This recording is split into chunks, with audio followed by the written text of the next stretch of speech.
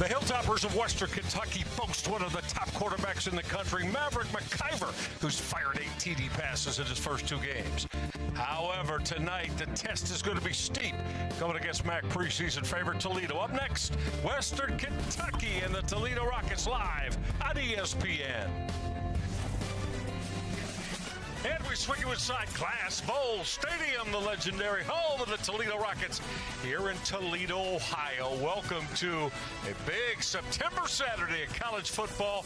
Western Kentucky's Hilltoppers from Conference USA in to tangle with the Mid-American Conference strong team, the Toledo Rockets. Great to see you, everybody. Michael Regai with my partner, the 3-time Super Bowl champion, Gerard Cherry. Quarterback play, it always comes center stage. We think you're the right place to see great productivity tonight from quarterbacks Maverick McIver of Western Kentucky and Tucker Gleason of Toledo. That's right, Michael. What you appreciate about Maverick is the fact that Maverick has the ability to make sound and quick decisions with the football. He's only been on campus for a short amount of time, but in that time, what has he done in the past 2 weeks? Well, he's only been the Conference USA Offensive Player of the Week in a short amount of time, and coming into this matchup, he was leading the nation in passing yards as well as touchdowns thrown. Now going to Tucker Gleason, he's been on campus for a while for Toledo, and what you appreciate about his game is that Tucker can certainly run effectively on the ground, and he's also a very good pass maker and decision maker as well at the helm for the Toledo Rockets.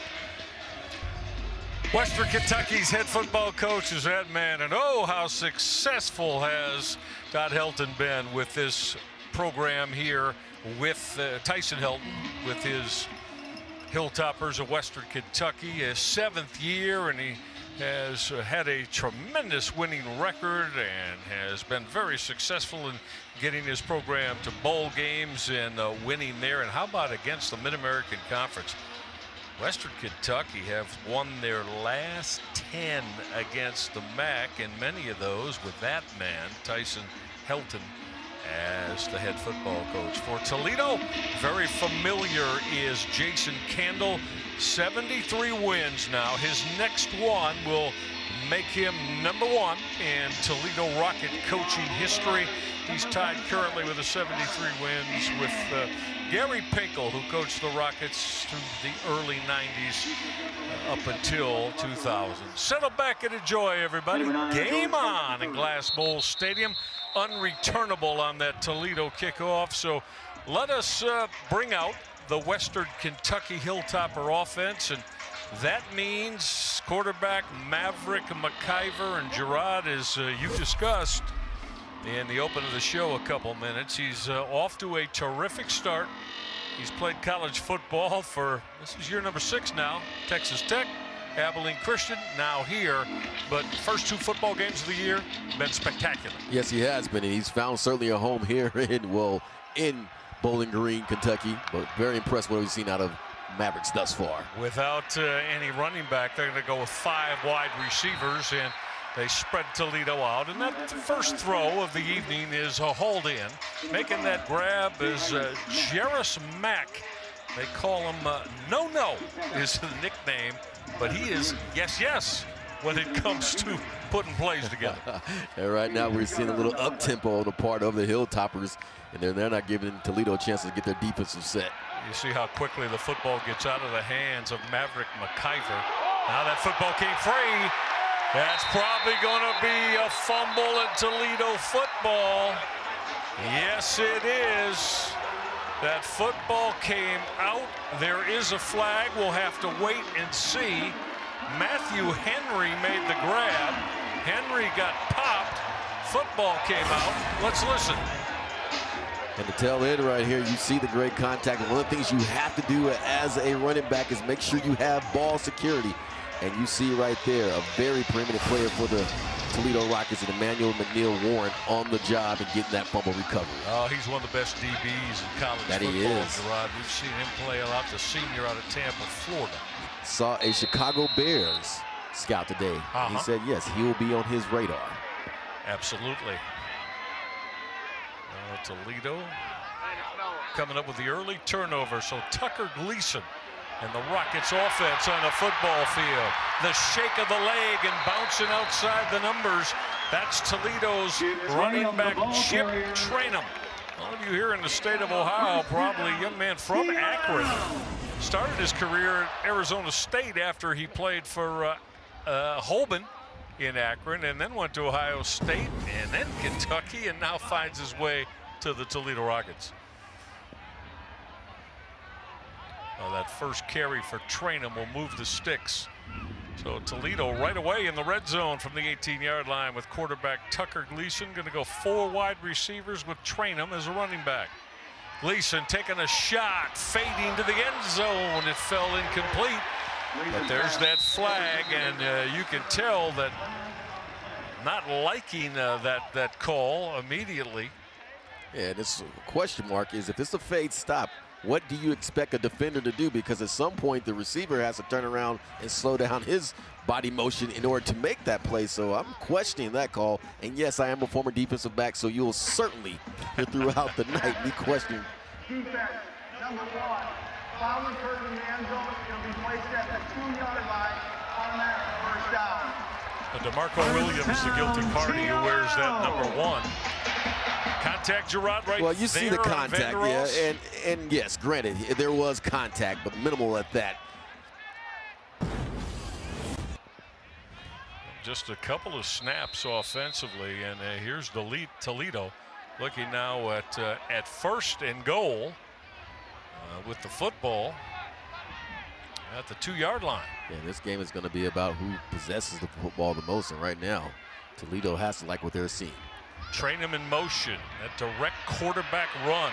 Tucker Gleason, did he get in? No signal yet. Gleason, 245 pounds of quarterbacking power. They say he came up inside the 1 and is short. Yeah, and Tucker surprises a lot of people, Michael, with his wiggle, because one would think, okay, he's a stationary quarterback who just operates from the pocket, but no, he'll get outside the pocket, he'll run inside, like you just saw right there. But he certainly is a very good runner of the football. Well, Trainum will stay at the running back, a line to the left of Tucker Gleason. And this is Chip Trainum with a dive. He's in the end zone. Touchdown, Toledo. They come up with the turnover and immediately put the touchdown on the board.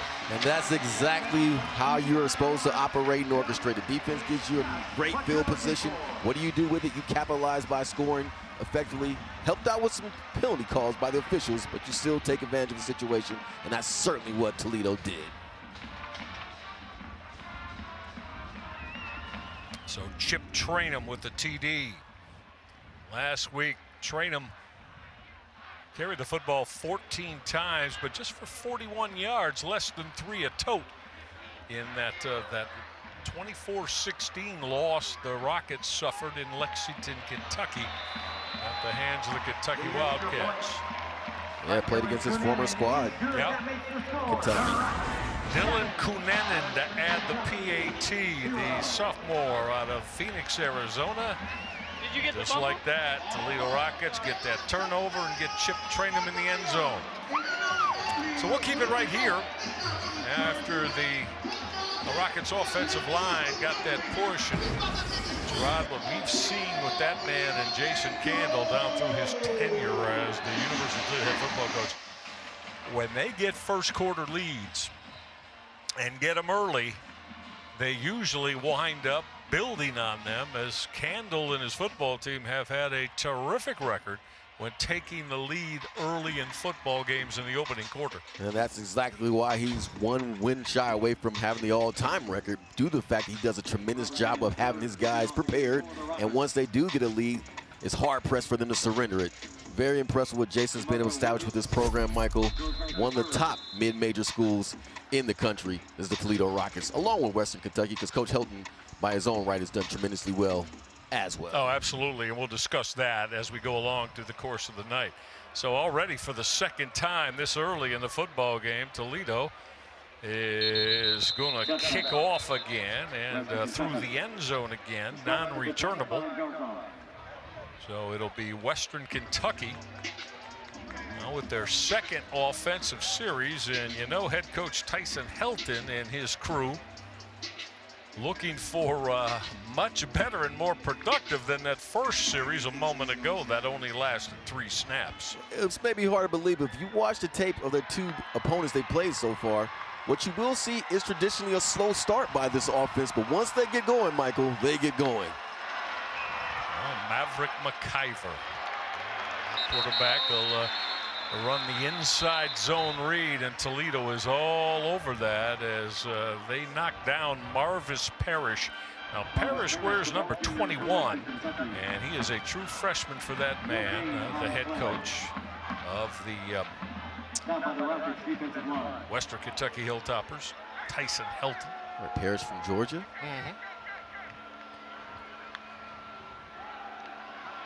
That quick throw.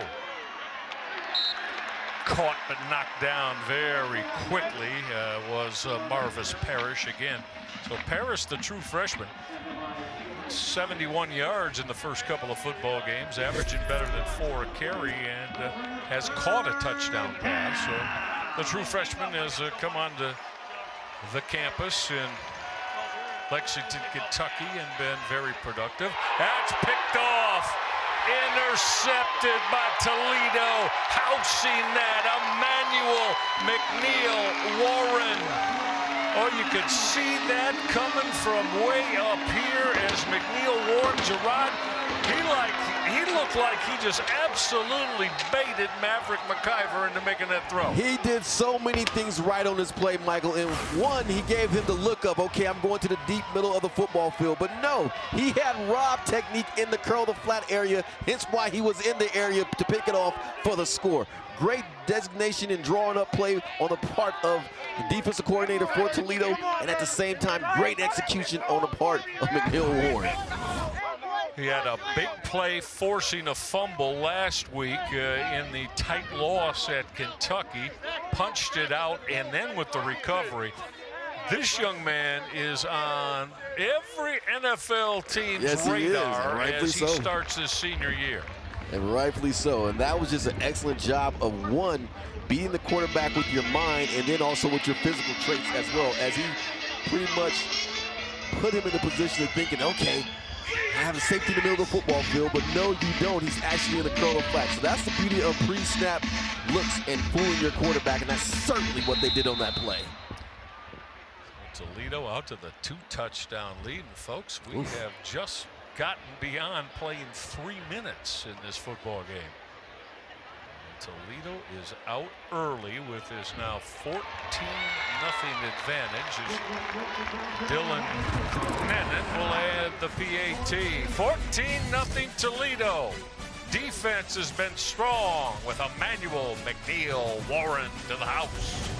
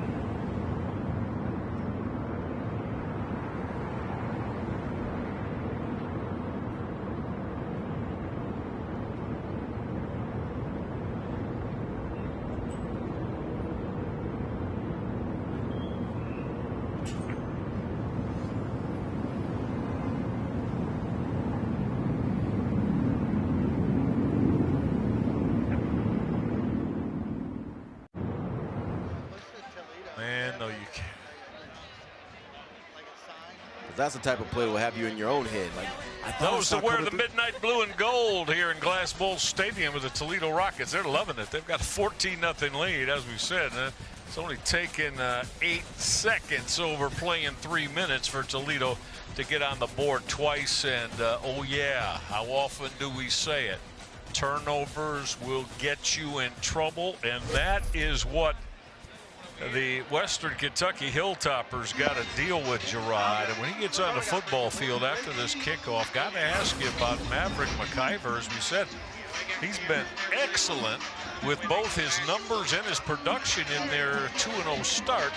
Now, albeit against Sam Houston in North Alabama, but, you know, do you get the sense that this potentially could rattle this quarterback as he's gotten off to just the worst kind of beginning that a QB can have? Yeah, the potential is certainly there for that, Michael, but the thing that you have to do if you're Maverick is, one, trust your preparation and trust your signal callers and your coaches to put you in a space to where you can effectively play. But the one thing you do realize is that what you see at pre-snap is not what you're going to experience post-snap.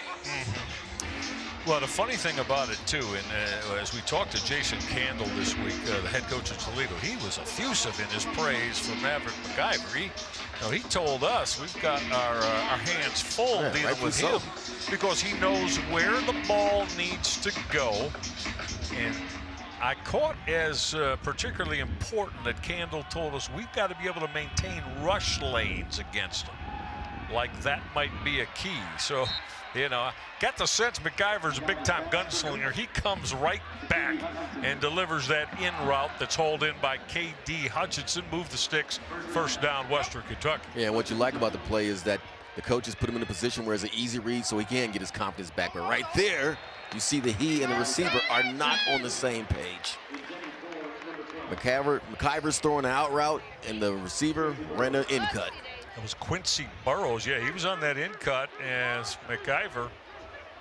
McIver's got that electric arm now, 6'3", 215 pounds. We said this is his 6th year in college football, and this is his 3rd different program. Off play action, he'll check that down and put it on his very talented slot receiver. That's K.D. Hutchinson. Hutchinson, Gerard, in the first 2 games of the year, has already racked up 3 touchdowns on his 9 catches coming into tonight. That's right, and candidate for a catch of the year, because last week that one-handed grab that he had for 70-plus yards was sensational. 3rd and 6 now as it's Toledo defense.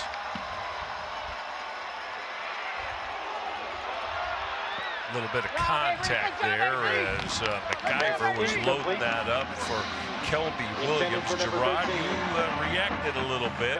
Now, right in that situation, excessive in your mind? That's where I would anticipate one throwing a pass interference play in that situation. But they were both hand fighting, so kudos to the official for letting them play ball. But yeah, I was surprised that was not a penalty being thrown. Bryson Hammer. To return for the Rockets. 3 and out. Toledo is looking like they're going to get their hands right back on the football again.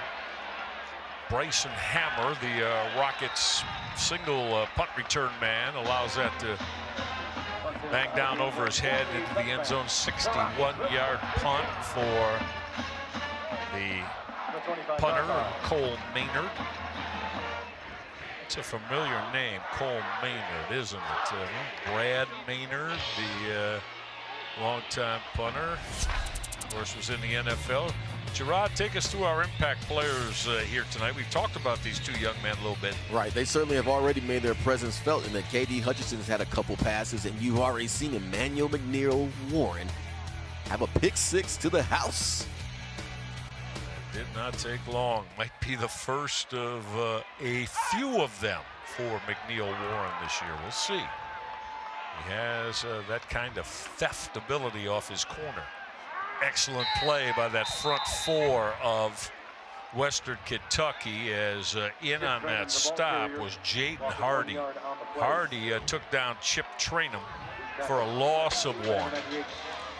And great things happen when you maintain your gap integrity on the defensive front. And right there, Hardy showed you, if you stay home, get the push and the penetration, you can make plays at the line of scrimmage, and that's certainly what he did. Good look at Tucker Gleason, senior now. Played a lot of football here. Started his career at Georgia Tech, but he's been a 4-year guy here at Toledo. Back to the ground game. Trainum is going to lower the pads and get ushered out of bounds as that football will be spotted at the 25-yard line. This is going to bring up a 3rd down. We'll call it 5. Yeah, film study is so important in creating an effective game plan. And right now, what you're seeing from Toledo is the fact that they saw on tape that there was a poor job being done on the part of the Hilltoppers of maintaining their containment and letting guys get outside into the boundary area for positive yards. You got that trio in a bunch formation, and receivers see that up at the top of your screen. And this what's going to be 3rd and 5 for Tucker Gleason in Toledo. Gleason, that's too tall as his throw. It was a shallow crossing route. Don't know if that was going to be enough to pick up the 1st down. He threw it over the head of Terrell Crosby Jr. and Toledo is going to have to punt the football away here on 4th and 5. And Crosby was open, but you would like to see him fade more towards or beyond the sticks as opposed to running at the sticks. And that's one of those situations where experience teaches you. Always be beyond the sticks and allow the quarterback to float the ball to you in that scenario. So, 2nd punt of the night for the Rockets, and hanging that high is Emilio Duran. And that is fair caught. Solid field position for Western Kentucky after the fair catch from Jarris Mack. 14-0 Toledo. Rockets off to a strong start. We'll be right back.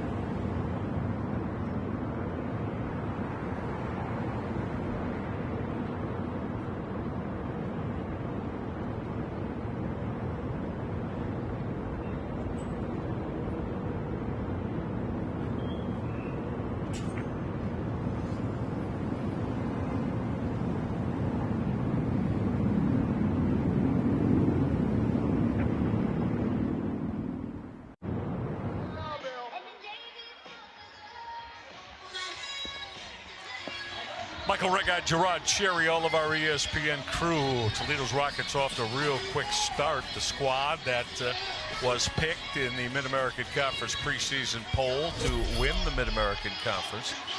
We mentioned Tyson Helton, the head coach of Western Kentucky, and how prolific their offense is. And Gerard, you got to go back over a couple of decades.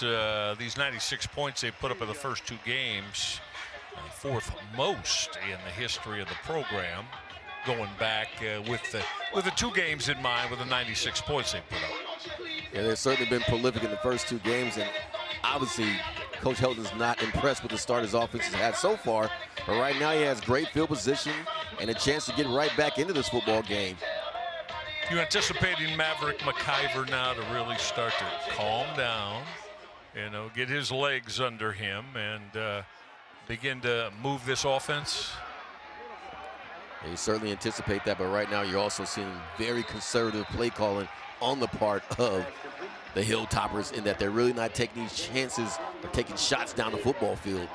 Yeah, he got 4 there on that quick throw to running back Marvis Parrish. Again, Parrish is true freshman. There he is, young man out of Valdosta, Georgia, that won this job. Although in Tyson Helton has played 4 running backs so far in the first couple of weeks, as again the carry to Marvis Parrish is going to come up 3rd down and short. Let's call it 3rd and 2. That line to make is inside the 46-yard line of Toledo. The Apollonia had a great opportunity right there for a tackle for a loss, but ended up being a minimal gain. But you have to take advantage of opportunities on the defensive side of the ball, and for obviously the Hilltoppers, they need to convert this 3rd down. Well, let's see what the playbook shows here. Looks like we're going to get a direct snap. It was. Direct snap to George Hart III, one of the veteran running backs. So they moved Hart over, gave him the direct snap, and on the 3rd short, let him move the sticks for the 1st down. And this was almost a tragedy, the breaking of George's heart, because this is a high snap, but he has the composure and ability to pull it down and sky up into the air. And then the timing wasn't even thrown off, Michael, that he still managed to pick the 1st down. Quite the one-handed grab for George Hart. McIver going to get it. Oh! They got a double pass lined up. It is caught. Musa Berry made that grab, and oh, that playbook, that really came up aces for Tyson Helton in the Western Kentucky offense. This is what we call taking advantage of the defense's aggressiveness. Guys are rallying to the football, thinking it's some sort of a screen, but you can see from our vantage point it was a pass all the way because no one was moving down the football field, but an excellent grab and pass. Nice connection to get this offense fired back up for the Hilltoppers. Big play. Sets up 1st and goal now from the 2-yard line for quarterback Maverick McIver.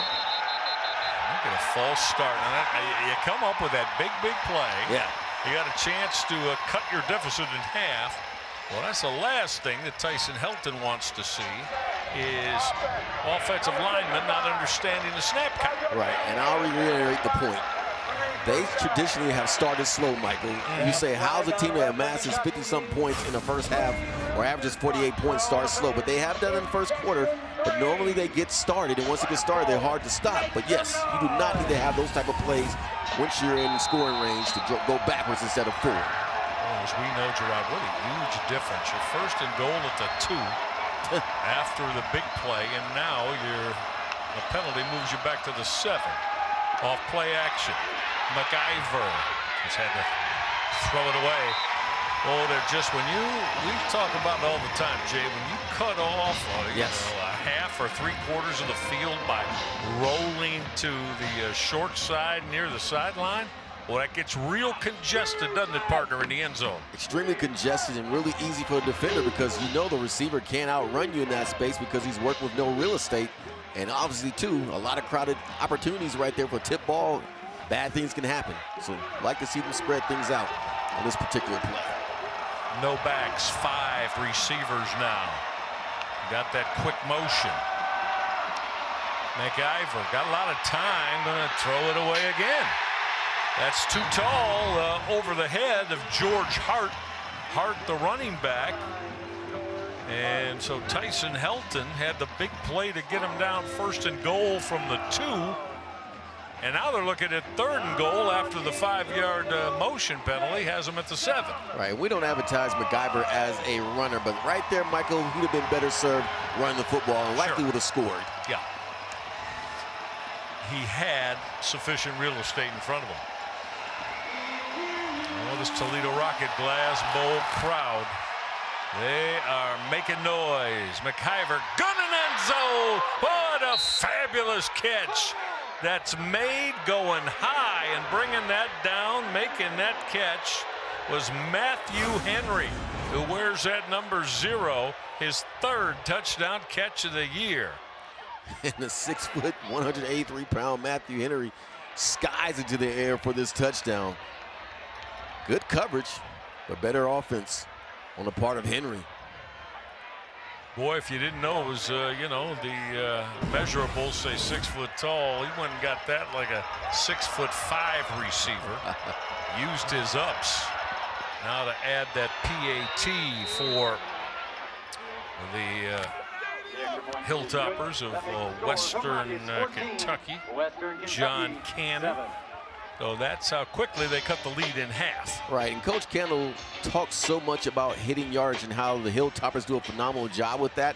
Well, the punt by Toledo did not help the cause. You gave this offense great field position, and obviously a trick play played a part. So on some levels, Michael, you're encouraged if you're the Rockets, saying it took a trick play, not a methodical drive to get us in a position in which we gave up 6, now 7 points.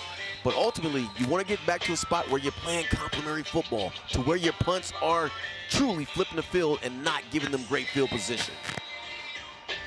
So this football team that Tyson Helton and his Hilltoppers of Western Kentucky. Well, there you go. This is what set that up. And, right, and everybody was fooled. How about the throw from Cameron Flowers, huh? The redshirt freshman. Barry's saying, well, hey, man, if you just leave me a little bit more, I'm going to be in the end zone. Exactly, but that was a nice job, though. Real nice job.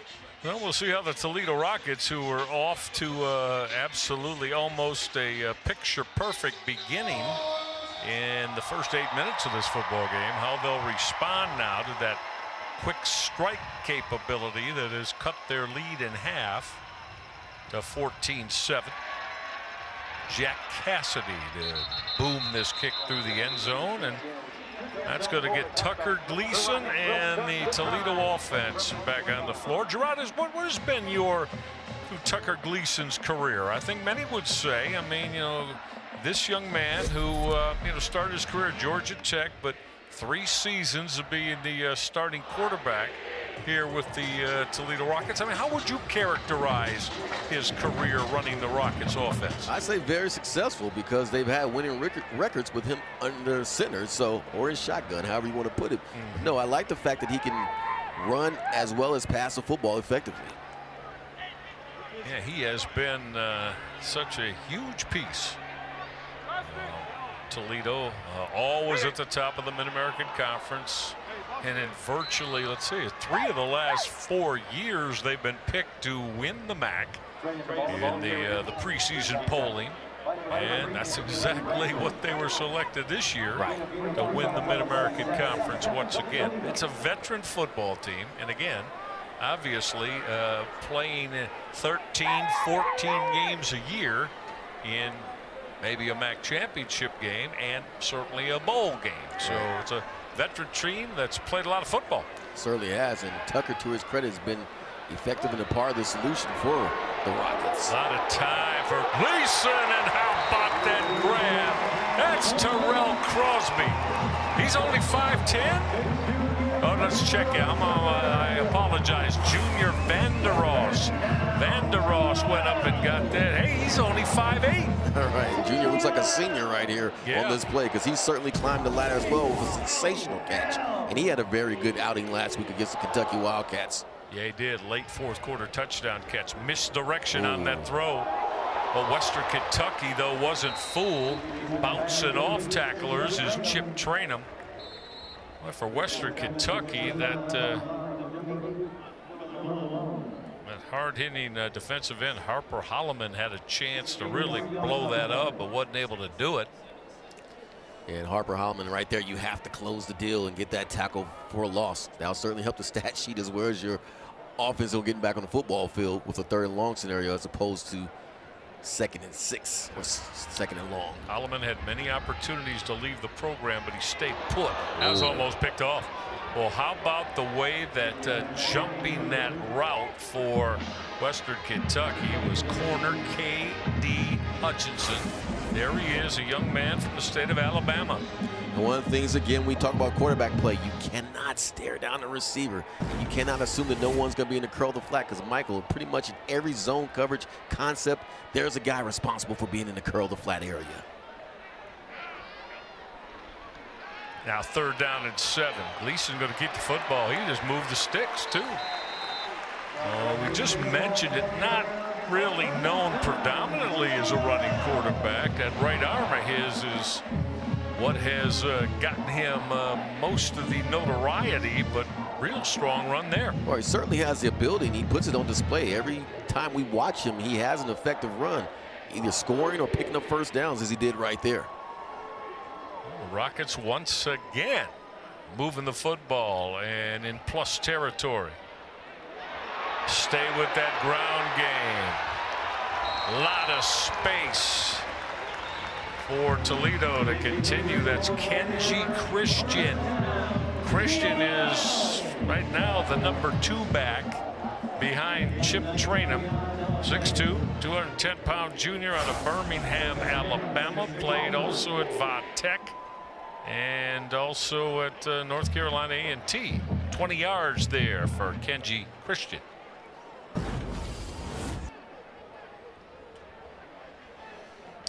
Red zone yet once again for the 3rd time here in the opening quarter for Toledo. Stay on the ground. Good cut to take that outside and went up in the air.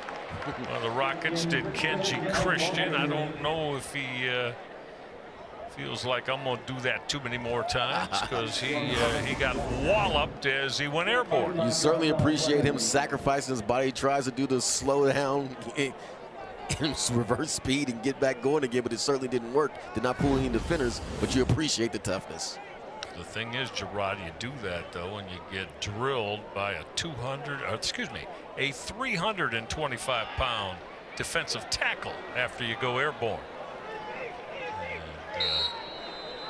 So that was the lot Williams had to pay as Chip Trainum gets that 2nd down call. Going to bring up 3rd, and we'll call it a long 4 now. A long 4, short 5. Line to make is down around the 7-yard line.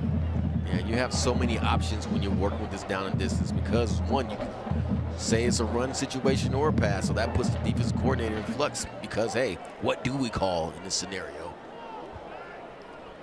Toledo trying to add to their 14-7 lead. Gleason on that roll right. His throw is hauled in, heading to the end zone. Touchdown, Toledo's Rockets, as they're using everybody offensively. Chip Trainum leaking out, 10-yard touchdown pass. 3rd one of the opening quarter. Touchdown variety for Toledo. And what you appreciate about the drive is the fact that it was a drive. It wasn't relying upon a big play, though we do take explosive plays, especially with us broadcasting this game. But what you like here is that if no one's going to defend the boundary and you're going to let a running back run free, throw it to the open man and take what the defense gives you, and that's certainly what Gleason did. Jason Candle loving this start from his offense. We haven't even played 13 minutes in the opening quarter, and his point-a-minute plus Rockets have put 3 touchdowns on the board. They've got a 21-7 lead. Chip Trainum in the house moments ago.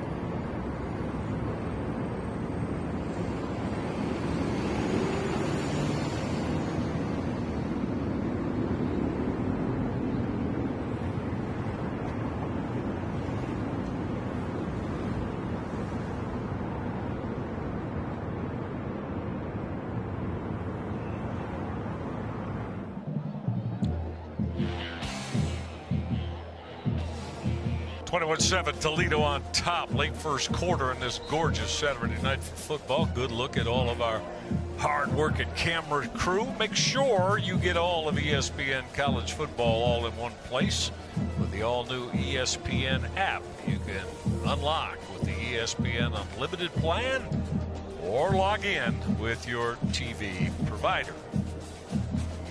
With my partner Gerard Cherry, I'm Michael Regai. Hope you're enjoying this one tonight. Toledo has wasted no time in making sure everybody understands they are a prolific offensive football team.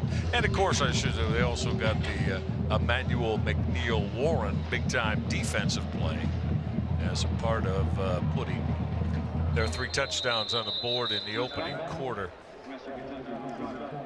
So let's see yet one more time what quarterback Maverick McIver and the offense of the Hilltoppers of Western Kentucky can get rolling with. Yeah, it's so important that they have ball control on this drive, keep that defense off the football field, because right now they have no answer for what the Rockets are doing on the offensive side of the ball. Yeah, Jay, it almost would be better if they could script one of those, 6 to 7 minute, maybe 10 to 15 play drives that result in a touchdown, even more so than hitting a big one. Not going well on that first down carry, as that's the outstanding Toledo nickelback, Braden Alls, the junior, out of right here in Central Catholic High School in Toledo, who made the hit. Right, it's not boding well right now in the trenches for the Hilltoppers, in that Toledo is beating them at the spot and getting penetration and shutting down anything they want to do in the running game. Loss of 1, 2nd and 11. McIver's play fake, going to take a deep shot. A little bit of contact, but he threw it too tall for Musa Berry, his junior wideout. And a nice job by the defender running with him. It wasn't an even and leaving situation right there. And to the officials' credit, they are allowing them to fight for positioning and not throwing that penalty flag. Western Kentucky 2 of 4 on these 3rd down snaps with their conversion ratio here in the opening quarter. They got a big one here, 3rd and 11. They're going to go with 4 wide receivers and the 1 back next to McIver. Pressure coming. He checked that down. He almost threw a pick. He looked to check that down to Lavelle Wright, but all over that for the Toledo Rockets was linebacker Chris DePolonia. There he is, wears number 49, and well, this guy has been given a lot of praise by defensive coordinator Vince Karras and head coach Jason Candle for his work in this Rockets D. Yeah, when you're able to get the quarterback off the spot like that and make it uncomfortable and throw an errant pass, you certainly should get the props. Well, trying to return that, but with not a lot of room for the Toledo Rockets, was their top punt return man, Bryson Hammer. So the Rockets are going to take over and start this drive from the 28-yard line. As we're in the latter stages, minute 41 left in this opening quarter. 3 Toledo touchdowns. You said a couple on the offensive side generated by their veteran quarterback Tucker Gleason, and the other on that pick 6. Yeah, capitalizing on turnovers. More important, the defense just created a 3-and-out scenario, and now they're right back on the football field. Go back to the ground game. That first down carry trying to bounce off that right side was Kenji Christian. Again, Christian, this is his first year in the Rockets midnight blue and gold. He's a 210-pound junior out of Birmingham, Alabama. Girardi's played at both Virginia Tech and North Carolina A&T in his college football journey. So far, he's doing a tremendous job of running the football, averaging near 4 or 5 yards a carry. He'll take that all night long. Yeah, man, he just got 5 there. 2nd and 5. Gleason going to stay with that running back, Kenji Christian. Gerard, how did he evade a couple of those tackles? It looked like he was hemmed in for a 1-yard loss and managed to go a +4 on it. Yeah, dead to rights, but apparently he wanted more than they wanted to bring him down, because that was almost a situation, Michael, where if he would have got through one more would-be tackler, he may be taking that to the house. Indeed. 3rd down and 2 now. Toledo's going to put a couple of tight ends into this formation now. First down and a whole lot more for Chip Trainum. Gerard, you like the wiggle there? He showed that leg, man, and then he took it away as he started his burst. And initially where he was trying to run was to the C gap on the right side, but there was nothing there. So what does he do? He remains patient, waits for another hole to open up, and then he bursts through it to pick up positive yards. And it was an emphasis coming into this week to improve upon the running game based upon what they did against Kentucky, and they have certainly done that. Oh, yeah. 15 minutes in the books. The Toledo Rockets getting things done on the offensive side of the ball. They've got a 21-7 lead. Tucker Gleason, the senior quarterback, running this offense beautifully.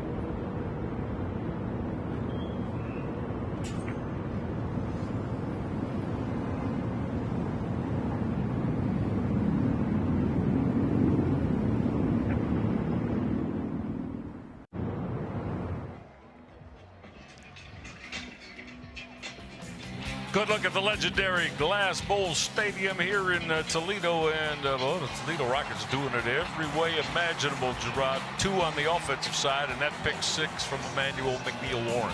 Yeah, they have certainly stepped up their game, and they're showing the ability to get the job done. But to their credit, the Hilltoppers did try to answer, but Gleason and company came right back with the score, and it was a methodical drive on top of that, Michael, which is so important, that ball control.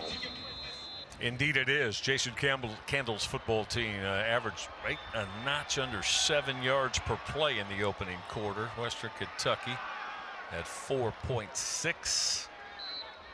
And that first down call, the Rockets will look to continue to accent the run game. Chip Trainum. Trainum too, good size, 5'11", close to 230 pounds. Young man from Akron, Ohio, played his high school football at Akron-Holben, a tremendous program. Gleason, look at the cushion, Gerard, and the throw that is just easily completed to Trayvon Rudolph. What do we have? 7-8 yards of cushion there? Yes. He was told apparently by his defensive back coach, do not let anything get behind you, but sometimes you do have to challenge receiver, because that's what we call a simple pitch and catch scenario to pick up a first down. No doubt about that. Early here in the second quarter, Gleason wanted to again. He was looking for Junior Vandeross maybe to continue that route toward the goal line. Right, because the read is, okay, if he's going to play bump and run on you, we're going to run the fade. If he's off you, then you do the comeback. Yes. So, again, that's a situation where I'm going to trust that the quarterback made the right decision as opposed to the receiver, because that's typically what you're taught. It's been a terrific run for Jason Candle here, a Toledo Rocket through and through. Assistant coach here for many seasons. Played his college football at the Division III power, Mount Union. About 80 miles from here. Well, trying to get to the edge for the Rockets, Kenji Christian. I think the Rocket fans are going to like this young man, Gerard, making his first appearance in the Toledo Midnight Blue and Gold. Yeah, they're certainly going to like him. And I can tell you this, Devon Brown, the defensive coordinator for the Hilltoppers, is going to have a bunch of tackling drills taking place next week. Because right there were 3 opportunities to bring him down, and you were still able to do that. He picks up the first down. And nothing's going to get you on your defensive player in college football is going to get you on that short list of your defensive coordinator than missing tackles. Gleason with that quick play action. He wanted to gun that down to tight end Jacob Peterson. Peterson wasn't able to haul that in. Peterson's a 255-pound senior. Played last year at Holy Cross. Jacob, that's how you get yourself off the football field, and you have to get plays called your way. Got to make that play. Back to the ground game. Hey, look at the pursuit there for this defense of Western Kentucky. But we really like what we've seen so far. Harper Holloman, who wears that number 44. And again, Jason Candle told Gerard and I that they got to get him blocked. As we were doing our preparation for this one, they didn't get him blocked there. As he came up with that takedown. 3rd down and 10, Toledo. Stay with the ground game. That might have had another 5-7 yards and a first down potentially. Hauled down for Toledo was Kenji Christian. Interesting that they're not going for this, because I feel they have the momentum on their side, that they're pretty much averaging 6 or 7 yards a carry, but they're going to bring the field goal unit on to try to score 3 points. But right there, tip your cap to the Hilltoppers for slowing them down and allow them to score another touchdown. And that was an excellent play by free safety Al-Mahi Ali, who a 5th-year senior out of Philly. That strong St. Francis Academy program. 32-yard field goal attempt to try to add to the lead. Put 3 more on the board as banging that through Dylan Cunanan. Toledo has upped their lead now to 24-7 here in the early stages of quarter number 2 when we roll you back into Glass Bowl Stadium here tonight. Early September football on ESPN.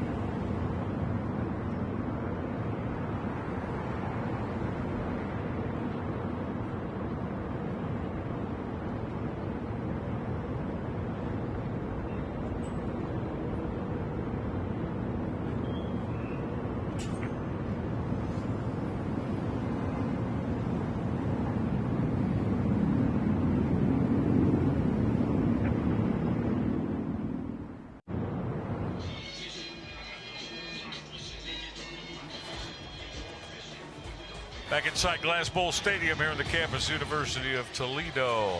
That full harvest moon now being covered up a bit by the clouds. Some of the outstanding signature pieces of this University of Toledo campus on display tonight. All that favor the midnight blue and gold with this 24-7 lead, enjoying it. The Rockets have been able to put a couple of touchdowns on the board with the offense. Got one defensively on the Emmanuel McNeil-Warren pick 6. That's non-returnable on that Toledo kickoff in the end zone. Gerard, I mean, you know, how important, still a lot of time left in the second quarter, but I mean, what's it going to take for this man here, head coach of Western Kentucky, Tyson Helton, to get his offense moving? Well, it's going to take a combination of things. You need some quick strikes to get back into this football game, but you also need to establish the line of scrimmage and show that you can get some push up front to give Maverick some protection, because when he's under duress, Michael, he's not the same quarterback we've seen so far in this season as far as being so effective and prolific with his passing. That's a very good point. He did come in here going for 706 yards and 8 TDs. He's going to take that gimme on the quick out. But I tell you what, we said it first series when Emmanuel McNeil-Warren came up with that pick. There's 6 or 7 NFL teams here tonight. There's scouts. They're watching this young man and marking him down. He's got NFL corner written all over him at 6'2" and 200 pounds. Sure tackler, as you're seeing, and with terrific speed. Yeah, right now he's certainly the star of the football game. I think the Western Kentucky they asked for that bench. One. Yeah. They bought that one, and I'm not saying that it wasn't legitimate, because that was a shot that was put on by the Toledo secondary. Is that Langston Long, number 20? It is. Well, Langston Long came up with that mesmerizing hit, but it's going to cost him in Toledo. After the play's over, personal foul. Unnecessary roughness. Defense, number 20.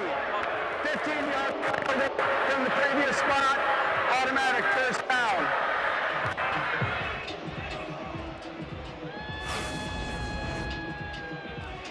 Yeah, this is one of those situations where Langston's certainly being physical and his head is down, so he's not aware of what took place. But that's where you have to have your awareness up and realize what the scenario and situation is, because now you just bailed out an offense that was struggling.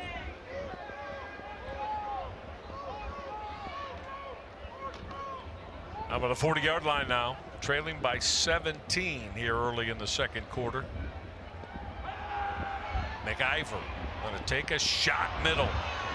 Excellent throw. That was hauled in by wide receiver Musa Berry. There's a big play that certainly Western Kentucky needed. Yeah, make no mistake about it, Western Kentucky has playmakers on the outside. It's just a matter of the offensive line providing McIver the time necessary to throw the football. McIver off that pretty good play fake is going to keep it. Yeah, pretty good read as well. Yeah. You see the defensive tackle collapse down. What do? You keep the football and run outside and pick up positive yards. This is what we call a strike right here. He gets time, stays in the pocket, takes the shot, and then lets his man Berry do the rest. Good throw to Musa Berry. Berry's a tough guy, 195-pound wide receiver. Young man from the state of Georgia. Stay with the ground game now on this second down call for Western Kentucky. And it's going to bring up third and at least 6 here. Yeah, this is a pivotal down, obviously, for the Hilltoppers. They want to pick up this first down and put themselves in position to be able to score a touchdown, because this game can quickly get away from you. How prolific they've been on offense for the Toledo Rockets. Down by 17. Could it be 4-down territory already? They want to convert here. That late throw is hauled in, but it's going to come up short or not. Now they're going to say move the sticks, first down. Rolling to make that catch was Jairus Mack. Got that? I love that nickname. They call him No, as in you're not tackling me. No. What'd you say? But he had a yes moment right there. Yes, pick up that first down. Very good, partner. Yes, he did. So move the sticks for Western Kentucky.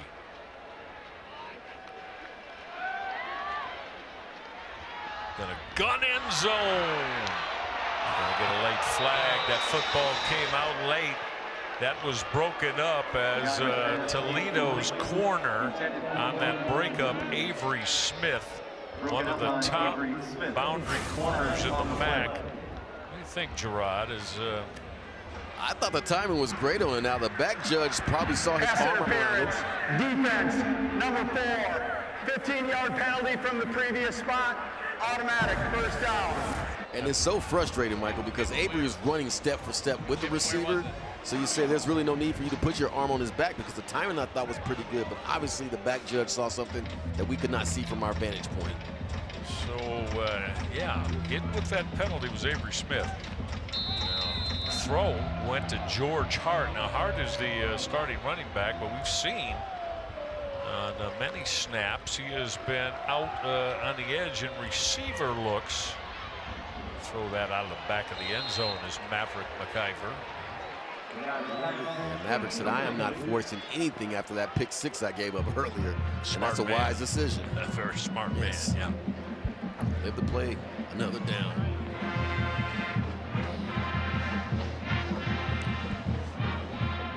Second and goal.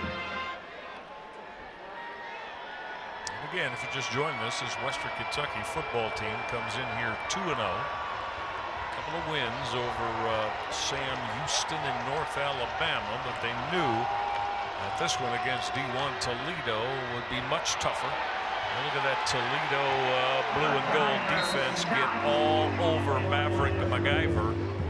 And Michael, it's like they're in their playbook. Pretty much every defender for the Toledo Rockets realized what was at stake and that Maverick was going to run the football, and they were prepared, and he was met by a host of Toledo Rockets. And they were not friendly. Right. Martez Pointer is a 290-pound senior out of St. Louis. Plays a nose tackle, got off his blocks. This is third down and goal now from the 2-yard line. McIver to the end zone, broken up. Excellent coverage. Is broken up by Andre Fuller. Fuller breaking that up for the Rockets. Fuller is a backup corner, good size, 202 pounds out of the state of Louisiana. Yeah, he looked like a starter right there, Michael. Sure did, didn't he? You play the hands, you don't fight with the receiver, and you make the play at the spot. They're going for it. That's why I just brought it up to you, partner. I'm not that surprised. I think, you know, that it's a prolific offense. They got to show that, you know, they want to be aggressive. Fourth and goal. McIver throwing end zone. It was broken up. We've got that flag that was thrown by the back judge. He was underneath the goalposts on that white boundary, and he threw the flag. Jason Candle and Vince Karras. That's Candle there. Karras with the glasses, the defensive coordinator. They are both livid. And understandably so. You keep bailing out a team. That's your perspective, as from their perspective, is that, hey, this is a dead play. The ball's not going to personal foul, targeting, defense number 7. That previous play is under further review. All right, now in all targeting calls, it's going to get looked at here, okay? But if it stands,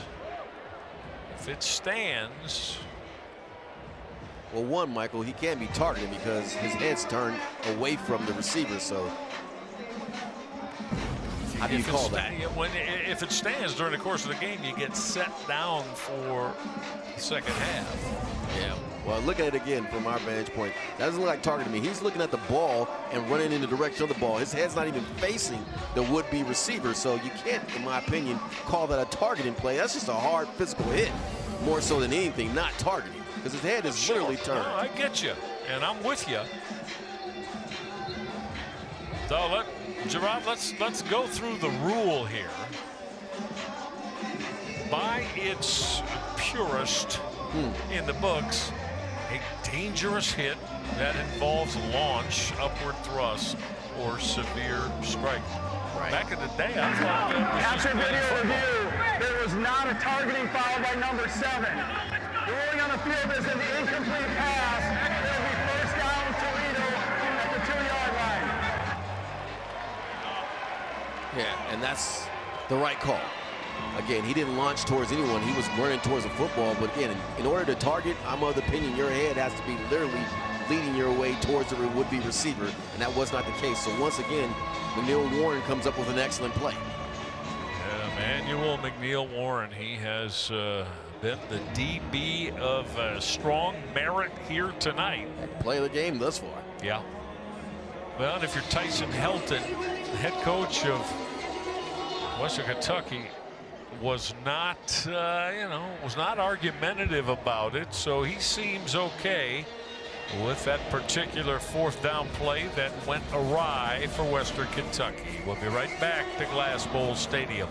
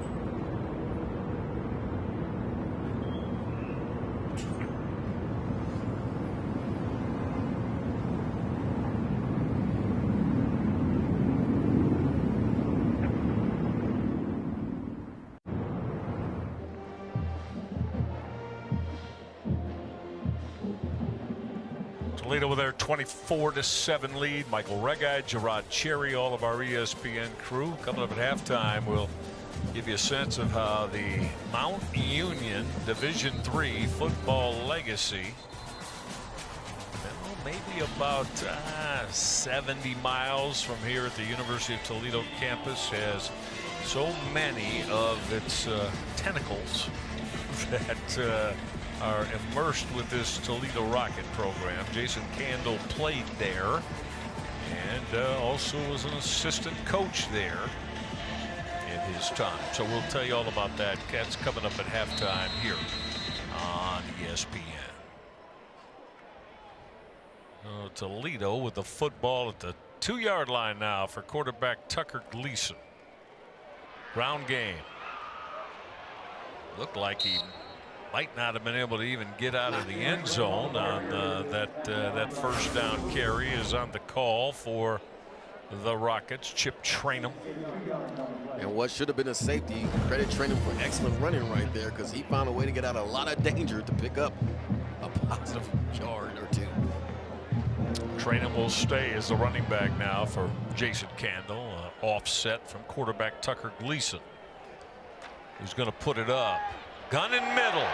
That's hauled in. That's an outstanding throw. And Gerard, we see that so much as he was able to connect with Jacob Peterson, his senior tight end. But so many times the tight end is utilized with the football back near your own goal line. Right. Easy throw to make it in the center of the football field. But on top of that, selling the run action because you have to honor as a defender, leaving Peterson wide open for the first down. Came all the way out to the 30-yard line, back to the ground game for Chip Trainum. Trainum will lower his pads and got 5 on that first down carry. Chip rather, is a run or two away from taking one to the house. I see it coming because he's looking very effective in how he's running the football right now. And once he gets past that second or third level, he'll be a hard man to catch. And going to get a quick respite here on this snap. And Toledo is going to go 5 wide. So no running backs in that backfield with that man, Tucker Gleason. Fast comes here, I'm running. Me too. On the 2nd and 5, Gleason to put it up. Gun that out. Was that hauled in? Yes, it was. And that's a first down. That's a terrific catch in traffic by Trayvon Rudolph. Everything about that play, Michael, was terrific. You're in a situation where they're bringing a blitz hot. You find a way for Gleason to avoid the sack, step to the side, give yourself enough time and space to complete an accurate throw, and then the receiver makes an excellent catch on the sideline. That right there is high-level offensive play being executed. Rudolph at 5'10", though, but has earned his way into this pass catching rotation here for Jason Candle and the Rockets. Back to the ground game. Oh, this Toledo offensive line, a lot of veterans in it, Gerard, especially the 2 guards, Carter Foudy, young man locally from nearby Oregon, Ohio, and young man Ethan Spoff played his high school football in East Lake, Ohio, near Cleveland. So they've got veterans, and veterans in the interior with those 2 guards. They said, well, Candle feels easy because he's going with Anthony Boswell, who's a redshirt freshman, who won the center job, starting center job this year for the Rocket offensive line. If they keep playing this well, they're all going to get game balls because they are dominating up front. Yeah, they really are. Let's see, the ground game is Jason Candle gets a quick timeout. Timeout. Western The Kentucky. ground game for Toledo here, right at the moment, 118 yards, averaging close to 6 per tote. We're right back to Glass Bowl Stadium.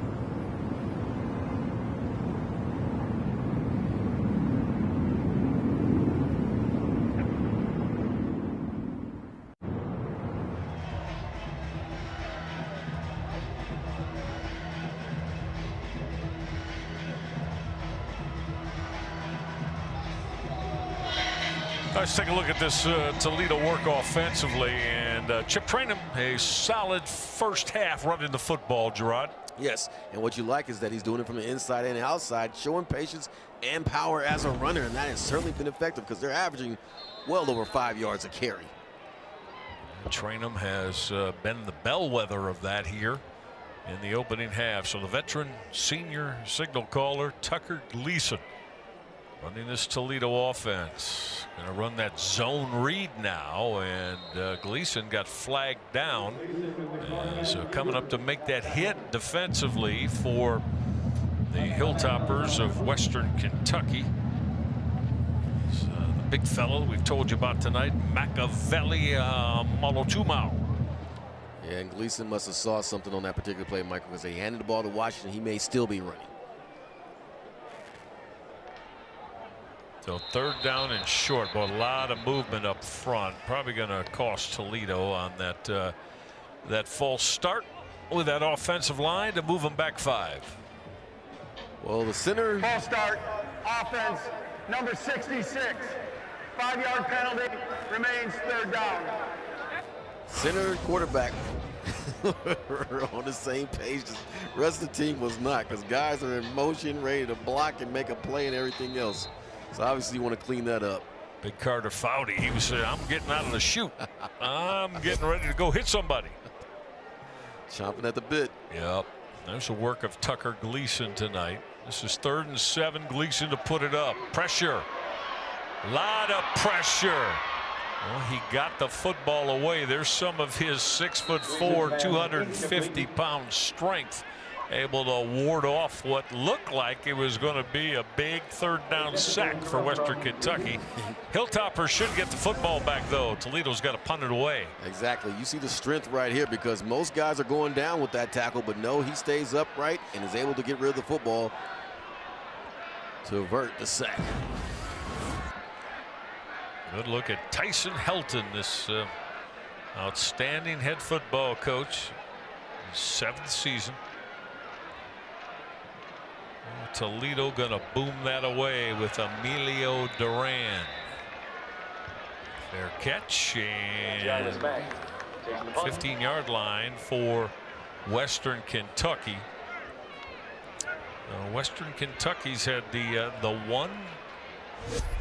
one touchdown drive tonight. As you take a look at the Maverick McIver numbers, it's around to get a little bit pedestrian for him here in the first half, but again, you know, all week long, Tyson Helton, the head coach of Western Kentucky, and his offensive coordinator, quarterback coach Rick Bowie, they told us as we did our preparation calls that they know they're looking at a defense that they're going to have to be very sharp to deal with tonight. There's that first down carry, and that's Marvis Parrish on the call. Yeah, well, it's hard to be prolific as a passer when the defensive front is always in your face and the offensive line is not providing enough time. But right there, you'll take that as a positive play on first down, pick up more than 4 yards. Inside 4 minutes left in this opening half. Good to have you along tonight. As September football comes into play in 2025, just sitting down and waiting for that strike to be thrown by Maverick McIver was wide receiver Quincy Burrows. Moved the sticks, made the catch, first down. And one thing that impresses you about the Hilltoppers is their ability to disperse the football to multiple receivers. McIver's throw on that back shoulder, I think that's going to be ruled a catch. Going down to make that grab was Noah Myers, the big tight end, and that throw came up short. But how about Myers? Got on the deck and made that grab. Yeah, Andre Fuller begged to differ. He said, no, that does not look like a catch, but officials rule. McIver going to bounce around and turn a potential negative play into something positive. He got 6 as he kept the football. As we come inside 3 minutes left in the opening half. You like the fact that he's taking advantage of what the defense is giving him. Right there was a great chance to pick up positive yards, and he certainly did that. 4 wide receivers on 2nd down and 5. McIver I think his arm got hit, huh, Gerard? Certainly As he did. threw that football. It's going to be ruled incomplete. And getting in on that. Let's see that pressure. Yeah, Malachi Davis. Was that Malachi Davis that made that hit, huh? Yes, Malachi's coming off the edge and says, here you go, I'm here. Disrupts the pass. Young man from Holt High School up near the Lansing area in mid-Michigan. Well, down through the years, so many Toledo Rockets that played in this program have come from the state of Michigan. They've always recruited it. Yeah. It's a big hotbed for high school football, especially Detroit, Flint, Saginaw, Lansing.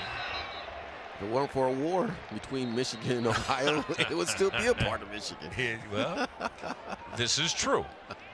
This is true. Prior to the delay game, timeout, Western Kentucky, their second of the half.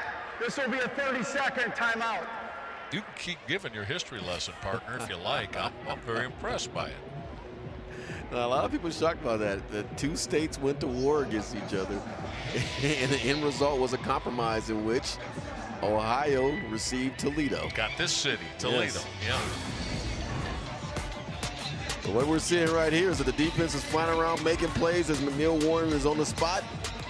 And then another hit by McNeil Warren, and he's just been the guy all game. And there's his pick six. So right now the scouts are here watching him, and they're walking away from experience right now. Michael's saying this guy is a big-time player, and he certainly is. And right there, another big play on his part. That is first round, second round potential right there, McNeil Warren, in my opinion, as a safety in the NFL. Yep. My partner knows what he speaks of, too. And we said about Quinshawn, Gerard we were right. Sherry. I'm sorry? I said we said about Quinshawn, and we were right. Oh, absolutely. Quinshawn doing his thing with the Philadelphia Eagles. Pressure coming. Sack time, Toledo. Big time play. Oh, Maverick MacGyver had nowhere to go as Toledo's Martez Pointer. The young man from St. Louis came up with that takedown sack.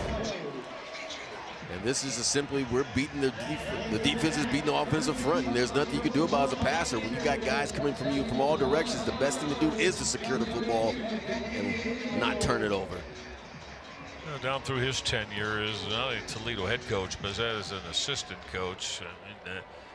The Toledo front four, you want to add the linebacking crew, they always, year in and year out, are one of the top MAC teams.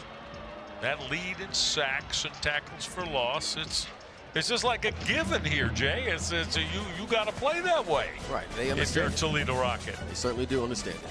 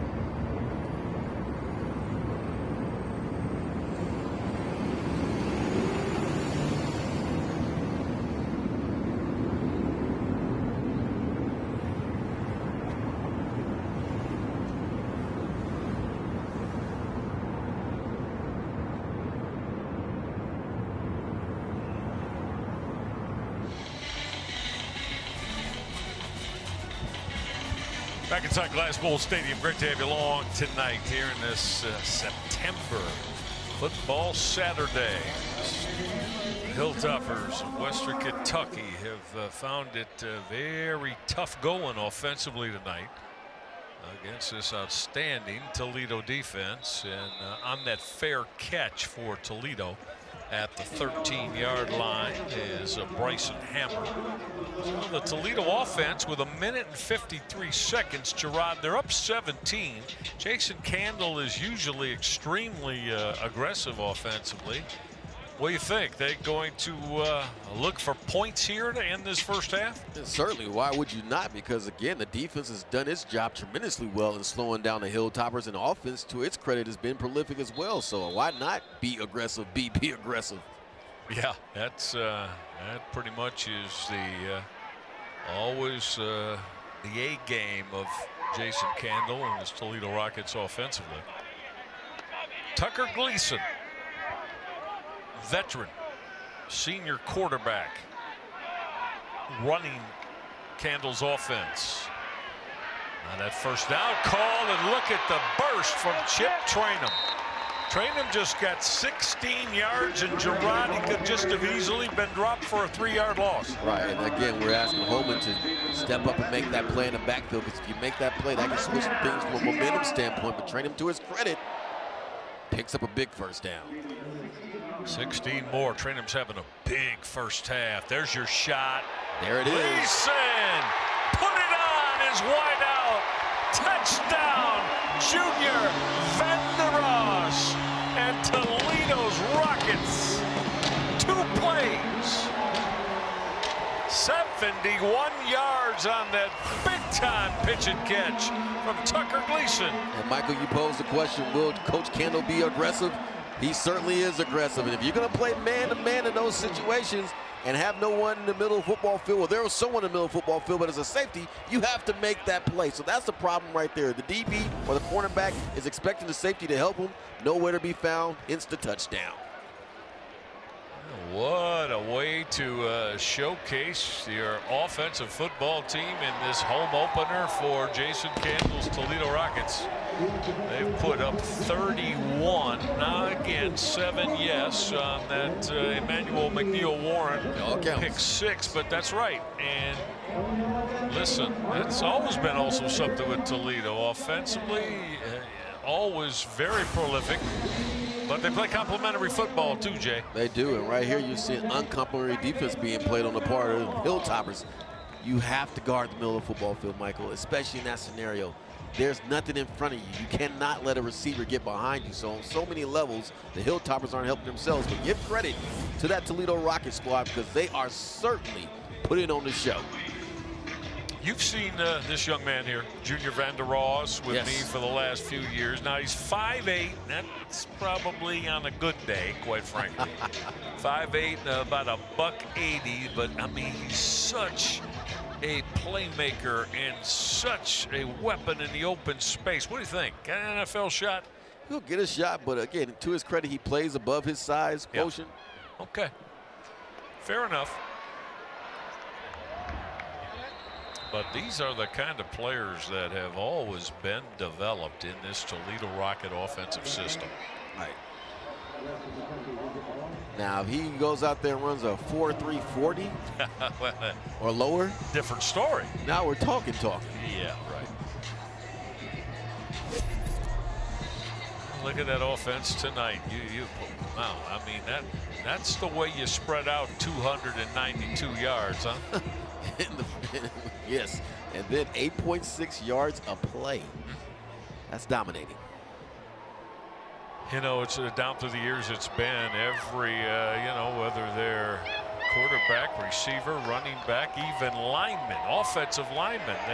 You talk to them, and they absolutely love playing in this Jason Candle offense as the problems with that Toledo rush continue for Maverick McIver. As, again, Toledo got after him on that hit, and as Luce Julian made the stop there, Gerard. Yeah, and Julian just sticks with the play, beats his would-be blocker. to get the sack. And if you're not going to block up front, you stand no chance of getting back in this football game for the Hilltoppers. So it starts there, and they may have to go to an ideal of max protect, leaving running backs in, bringing 12 personnel in, because simply put, this defensive front is giving them the business, and they're not going to be able to get any plays off if they're always going to have penetration by the defensive line. Junior Van Der Ross, this is last week in the season opener, Gerard, against Kentucky. That's SEC talent. Yes, it is. And listen, that's what I said. I mean, I hope this young man gets a shot. Again, maybe the measurables, you know, don't say he's going to get drafted. But, I mean, to me, he's a winner and a playmaker. Right. We've seen him throughout the years make plays. Yeah. Second and 19, and not willing to take any more opportunities is head coach Tyson Helton, deep in their own territory, is running back George Hart. Got stopped right away. Malachi Davis. Davis is a 260-pound junior on that defensive front line for Toledo. There's a good look at Junior Van Der Ross, a young man out of Tampa, Florida. That's right. Junior plays big. He's been that way since he stepped foot on this campus. But going back to Toledo and the coach Helton's decision to run the football right there, they're in a space right now they're not accustomed to, because the Hilltoppers have dominated thus far in this college football season, and their offense has been so prolific, but it's been pedestrian so far in the first half, and they're really going to have to go into that locker room at halftime and soul search on what they want to establish for the second half of this football game. Yeah, no doubt. Each team has but one timeout left here in the opening half. And Tyson Helton, his offense, the first two football games, have put 96 points on the board. And they're big wins, but not nearly the same tonight. This third down throw is going to be hauled in by Jarris Mack. Their third and final timeout. Toledo has just taken their final timeout, and yeah, this is, I mean, it's the mindset of Jason Candle, right? Gerard, hey, we got a chance to get the football back. Minute left. Let's get the football back, and they believe that they've got those big play capabilities, can get them more. Yeah, especially if, as a defensive secondary, if you're not going to defend the middle of the football field and you're going to play man coverage, why would I not call a timeout to try to score more time? But I do like the fact, though, it didn't lead to much of a play. If you're going to have a pass rush that's getting after you, you have to go to the screen game. You have to go to the draw game. You have to do a lot of these off-balance type of plays just to settle down that pass rush and take advantage of the fact that they're doing such a great job of getting up the football field. But you have limited your playbook to being non-existent at this point for the Hilltoppers due to the fact that the defensive front for the Toledo Rockets has been so aggressive and so good. Western Kentucky's going to punt the football away again. Nice punt. Yeah, real good punt there. It drives Toledo's punt returner, Bryson Hammer, back near his 20-yard line, and that is a real good return in traffic from Hammer.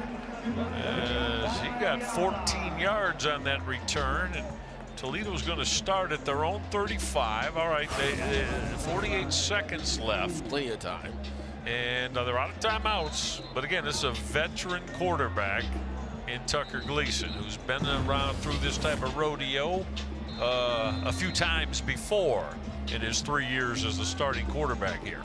Right, and I'm pretty sure, Michael, if he reads that being Tucker Gleason, that the Hilltoppers are in man-to-man coverage, which it appears that they are in right now. You know what's coming.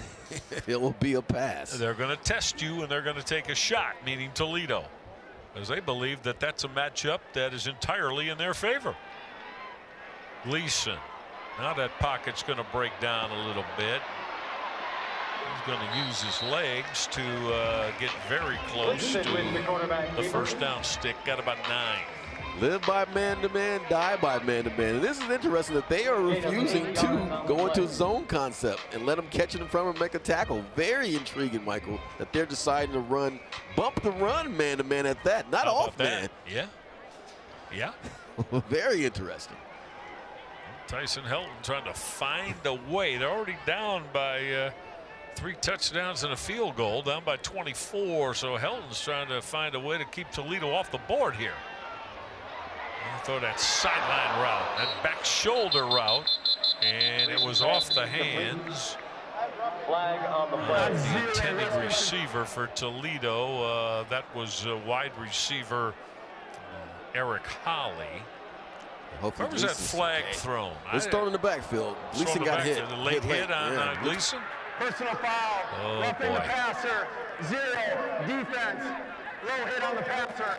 Don't like when that hit comes low and you got a quarterback down, Gerard Cherry grabbing at his leg in the knee area. Right, and he tried to get up on his own power and strength and fell back down to the ground right there. Yeah, you don't want to see that, especially with a young man in the senior season playing so well.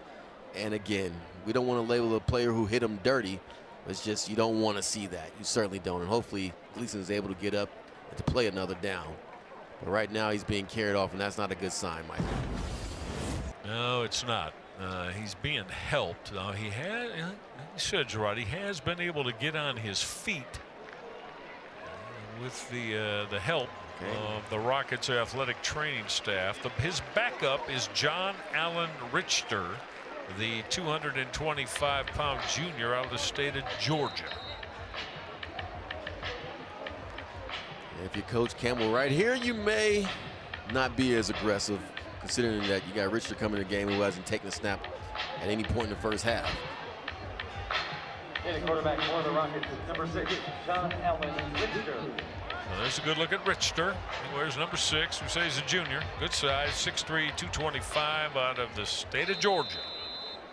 His 3rd year in the program as a backup. It's been behind for him, Tucker Gleason, since he arrived on campus. So Richter now at the helm of the Rockets offense. Looking to put it up. He's getting pressure. That's going to be a hold on Toledo. And coming up to give Richter a shot for Western Kentucky.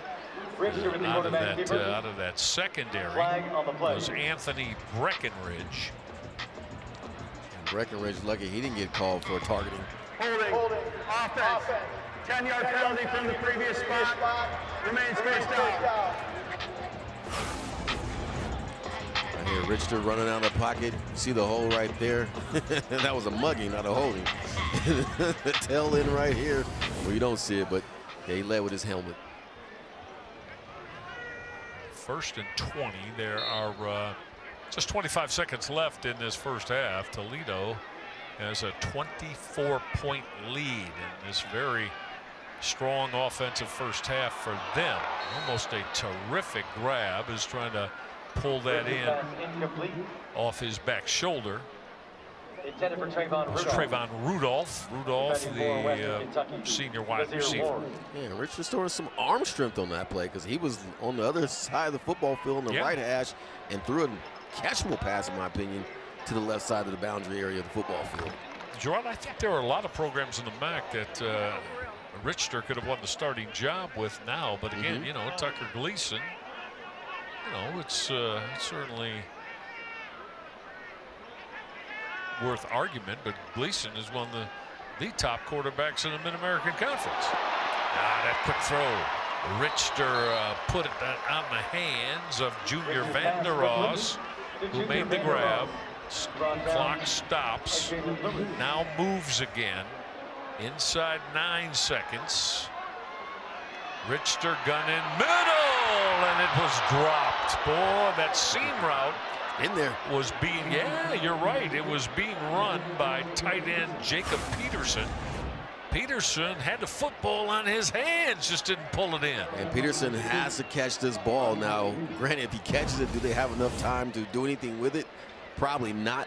But that's one of those plays, again, where he's going to look back on film and say, I have to make these plays to help my cause as well as the team's, most importantly, to pick up positive yards. Without a stoppage because of a penalty, this will be the final play of the first half. There are only 2 ticks left from the 39-yard line of Western Kentucky. Is Richter going to take an end zone shot here. Yep, he's gonna load it up deep. Got picked off in the back of the end zone as this INT for Western Kentucky to end the first half from Almahi Ali. Pretty good first half if you're a Toledo Rocket fan. They put 31 on the board. Toledo with a 31-7 lead over Western Kentucky. Halftime is next.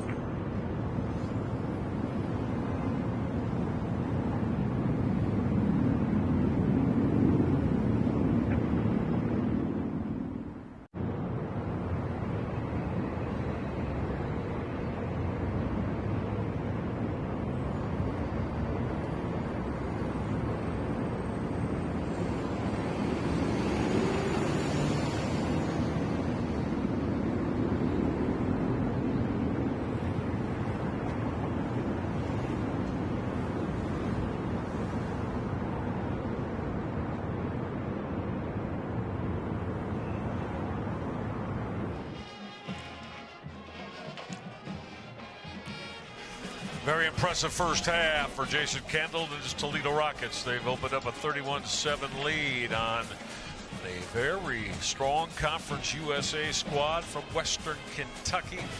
Toledo has rolled up over 300 yards of total offense. More coming up.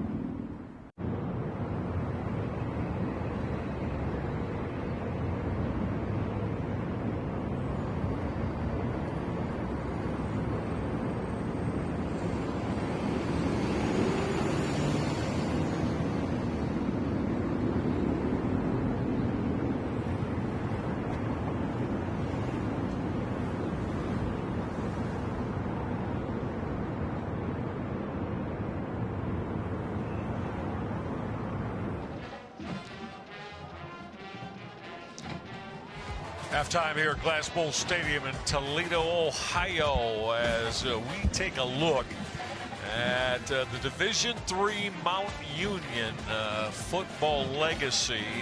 Here, this pretty much depicts it all as Larry Karras, the father of the Toledo defensive coordinator Vince Karras, along with currently Vince Karras and Jeff Dart, the current head coach. They've had win streaks, you see, 55 games and 54 games.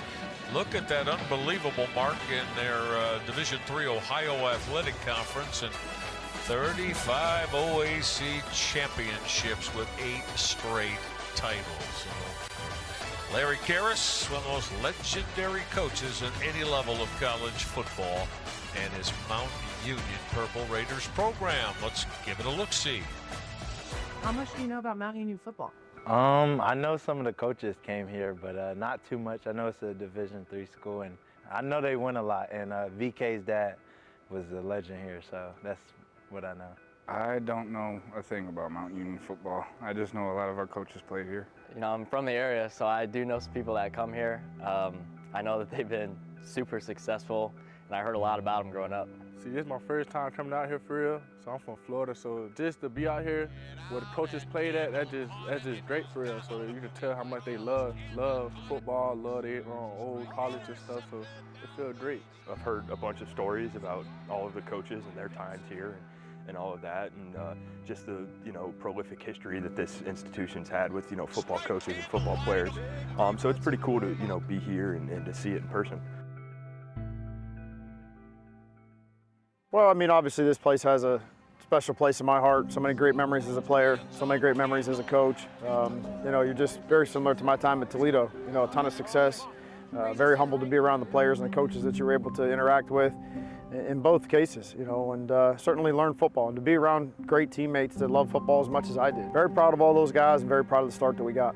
It's a real blessing to have so many guys. Some, I kind of have to watch on TV because it's difficult to get to the location of their games, but that's fun too. It heightens my interest. I get all pumped up because I know I'm going to watch a Raider coach and probably admire the way he coaches. Super impactful, second father to me. Just so many, just organic conversations throughout it. I'm sitting here looking at a practice field that I used to have to mow the grass from each and every day, and now they got all these nice things here and these great facilities. This is all part of his legacy. We got great teams, great tradition, great history, and you're only as good as how you left it. And you look around, he's left this place in immaculate condition and in great shape for future generations to benefit from, and I think that's the true impact of a leader. I think it's telling that there's so many of us at Toledo that are Mount Union guys, and we all learn from a Hall of Fame coach and Larry Karras, and that's his dad, and there's a lot of lessons left for us to follow in our coaching paths, and so I think it's really good for us. And I just think getting our team together and having this kind of opportunity away from campus, away from all the distraction, and just being able to focus on our team and connecting and getting better at football has been really good. When you come back here, this is a football town. I mean, anybody that drives around Alliance goes through, there's Mount Union football everywhere. So to continue my football career and somewhat the family career at Mount Union was always exciting for me. Well, I think it taught me some core values. We had some core values that they were posted in the locker room. We saw them every day. That's how my dad ran the program. Everything started with those core values and building off of those. And I think that stuck with me, but stuck with lots of men that came through and played football here over the years that they took into whatever career path that they went into, and helped shape them as fathers and husbands too. I have a responsibility to these young guys too that are dedicating all this time for so little pay to help me coach, to try and make sure I'm opening every potential door of learning for them so they can succeed if and when they leave and become coordinators and eventually head coaches like some have done. At the end of the day, football is going to come and go. Wins and losses are going to come and go, but ultimately deep personal relationships and the experiences that you build while you're here or wherever you're at in your professional career, those are going to be with you forever.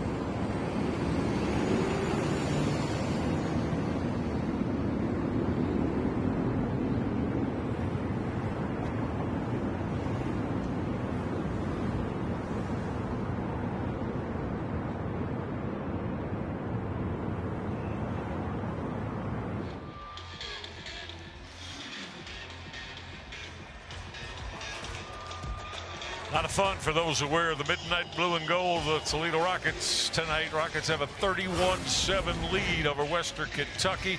Michael Reggie, Gerard Cherry. Touchdowns aplenty for the Rockets. That's a big one there, Jay, on the pick six by Davis McNeil Warren. Yeah, McNeil Warren did an excellent job of dominating the football game on the defensive front, and then Tucker Gleason, not to be outdone, showed some promise as well as he connected with Junior Vandross for that big touchdown play. But at the end of the first half, a little worry and concern right there with Tucker as he sustained a low hit. Yeah, and we have not, as of yet, heard about where the injury report stands with Tucker Gleason. We, of course, are going to effort that. John Allen Richter ended the first half. Our assumption is that Gerard Gleason is probably through for the evening. Certainly, with Richter being back on the football field, all signs lead to that, unfortunately, for Tucker Gleason. So John Allen Richter, this Toledo quarterback, young man out of Gray, Georgia. He's been in this program his entire career on that first down pitch. Look at the speed up the boundary and heading all the way to the house. Chip Trainum, touchdown, Toledo. First wow, that's big time from 75 out, Jay. That's right. First play in the second half, and we alluded to it earlier in the preview of the game. That, hey, this guy's one step away from getting that second and third level and taking it to the house. And you see the speed factor right there where Holloman said, you know what, I'm not going to catch you, and gave up on the play. I don't think many have, or at least certainly all the Rocket faithful in the stands didn't even get back from the their halftime activities. Still getting hot dogs. Getting hot dogs, seeing friends. And their Rockets are in the house on that 75-yard Chip Trainum burst. Dylan Kunanen adding the PAT, and that lead now extends to 38-7. And Tucker Gleason, good spirits cheering him on. But right here, you just simply see, if you're not going to defend the boundary, what are we going to do? We're going to run to the boundary. So the Hilltoppers have to do a much better job on the defensive front of containing and pushing that back inside and not giving free range to the outside of the football field. Because if you don't, we'll see that play executed once again. What a big night it has been for Chip Trainum. Now we'll check on Trainum's numbers now, included with that 75-yard touchdown run. He has been a multiple visitor to the end zone as Chip Trainum, 144 yards in that second touchdown on 12 carries, so averaging 12 yards a carry. And he added about half of his 144, a little bit better than that right there. Right, and it was just a matter of time, Michael, as we said earlier. The young man has had several runs where you're saying to yourself, he's just a shoestring tackle away from taking it 40, 50 plus yards. And right there on the first play of the second half, he takes it to the house. How debilitating is that for the Hilltoppers? Yeah, that's rough when you're on the road and getting hit like that. So last two Toledo touchdowns, we said we're going back to first half, have been that 71-yard touchdown catch, right, to Junior Vandross, from Junior Vandross, and now that 75-yard TD burst from Chip Trainum. Right, and to the Rockets' credit, they've shown that they can do it, the prolific, big play, explosive play methodology, or they can also drive it down the football field. That's certainly how you want to start the half, out the gate. That keeps momentum on your side. This is surely not the way the Hilltoppers of Western Kentucky thought that you know, the first 30 minutes in the first play of the second half were going to unfold. As you see Toledo continuing to make plays. That's Brayton Alls, outstanding junior nickelback from here in Toledo. Yeah, so ever since he stepped on the football field for Toledo, all he's done is made plays as well. Another one of those young men who I expect to see on the next level at some point in his career. Oh, absolutely, yeah. No question about that.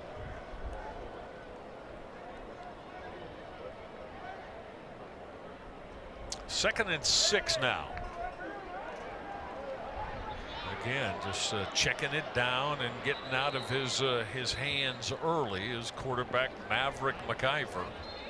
We've seen most of the pass game, quite frankly, for Western Kentucky has been that. McIver getting rid of the football quickly on those throws to running backs. Yeah, that's a wise decision, because when you're having so much pressure put on you, the way McIver's experiencing with this front seven of Toledo, you have to get rid of the football quick, fast, and in a hurry.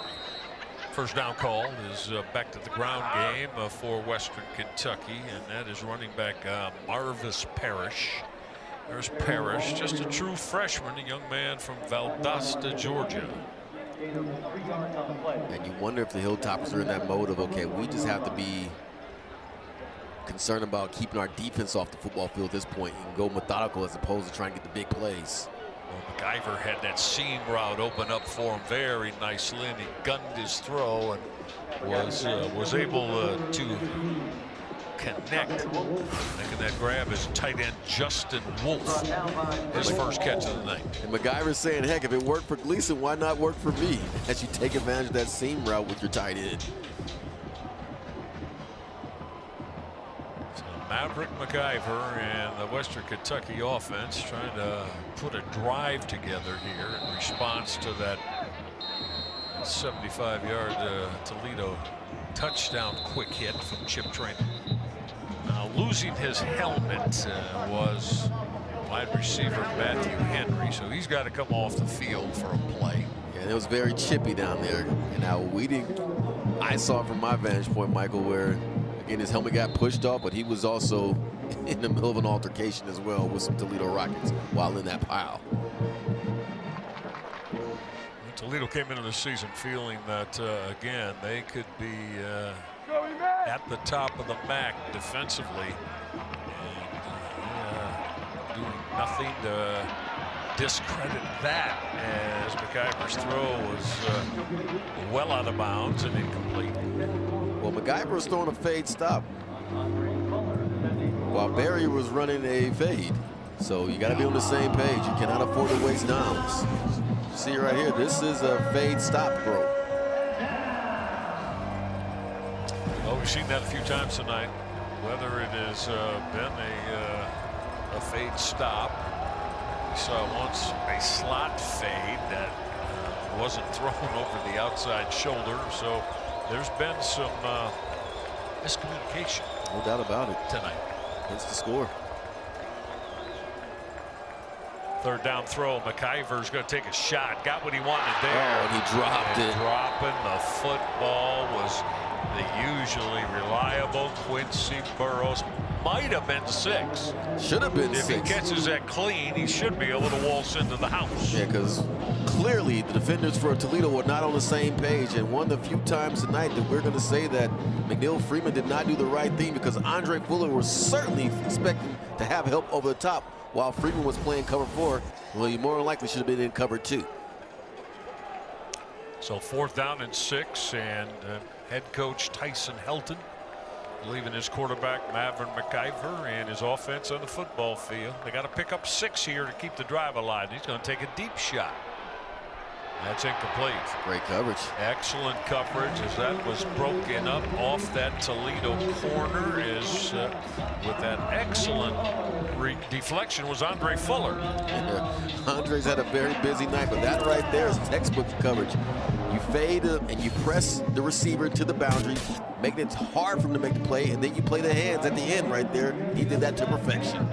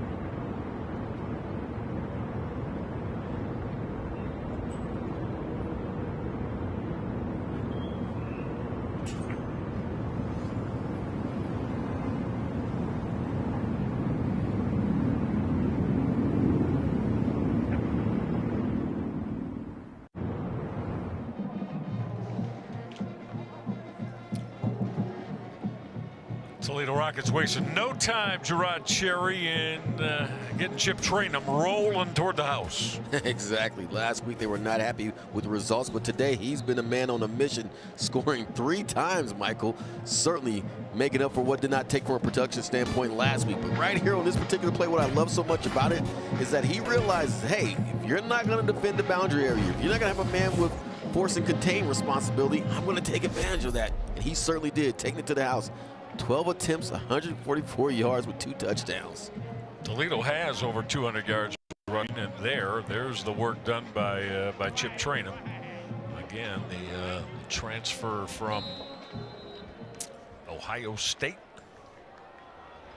And Trainum is lined up in that one-back look, 7 yards behind quarterback John Allen Richter.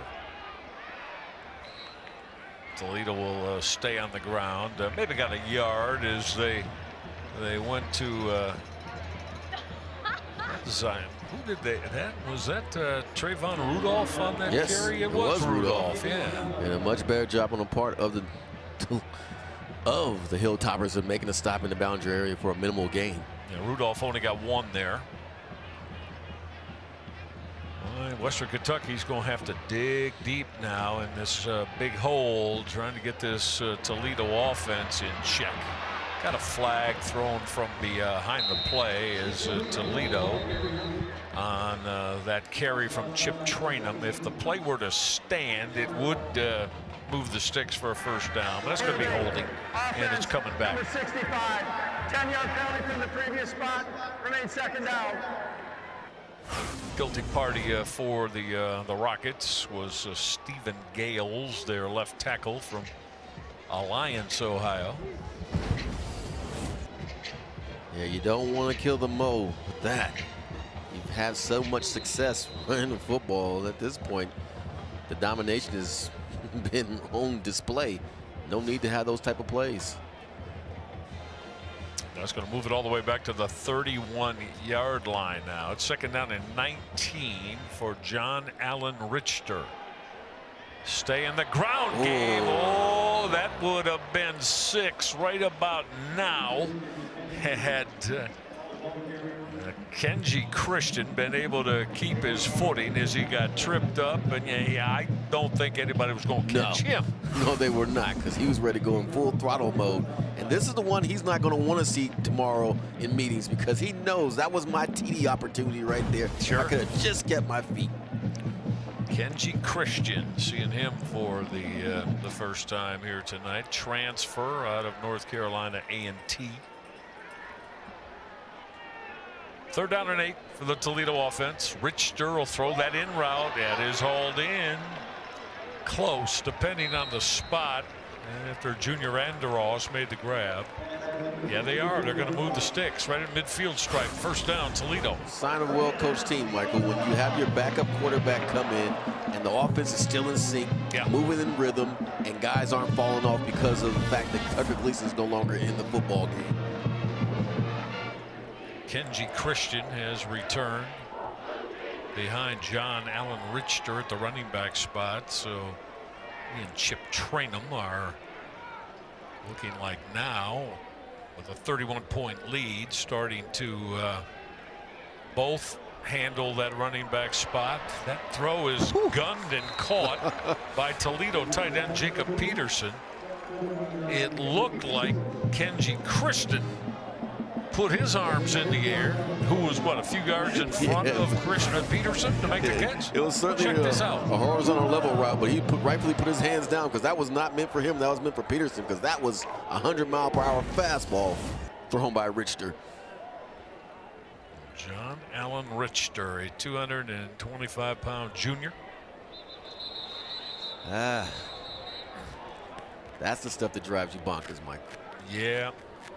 Jason Candle won't like that. False start. Offense. Number 74. 5-yard penalty. Remains. That's Cole Rett, the 305-pound sophomore right tackle, wears number 74. And that's the stuff right there that Cole has to clean up, because again, why are you trying to get the jump? Because obviously you need to make to that reach point on the block. but you don't hurt. You're better off just trying to see if you can get there without trying to cheat. You know the snap count, so there's your advantage right there. Well, Toledo on the move again. Short-circuited by a couple of motion false start penalties. Possessors of a 31-point lead as Kenji Christian works off the left side. And effectively running the football. He's done a nice job tonight, hasn't he? Yeah, and what you appreciate is the physical element that he's bringing to running it as well. Because it's one thing when you get in the blocking and the holes are opening up, and that's punishing to a defense, don't get me wrong. But when you're in a space where a guy's also going to lower his shoulder pads and give you that physical touch as well, and you're down by 31 points, that will hurt your cause and your feelings. On the defensive side of the ball, that is. No doubt. John Allen Richter on 2nd and 8. Stay with the ground game. That's a real nice cut once again before he went airborne for Kenji Christian. He's got a little bit of wiggle, doesn't he, Gerard? Yeah, he's putting a lot of things on tape and display. Okay, I have the ability to go the Ladanian LT style. Also, I have the power element to my game. Le'Veon Bell. Size. He's listed as 6'2", 210. He's running that way. Yeah.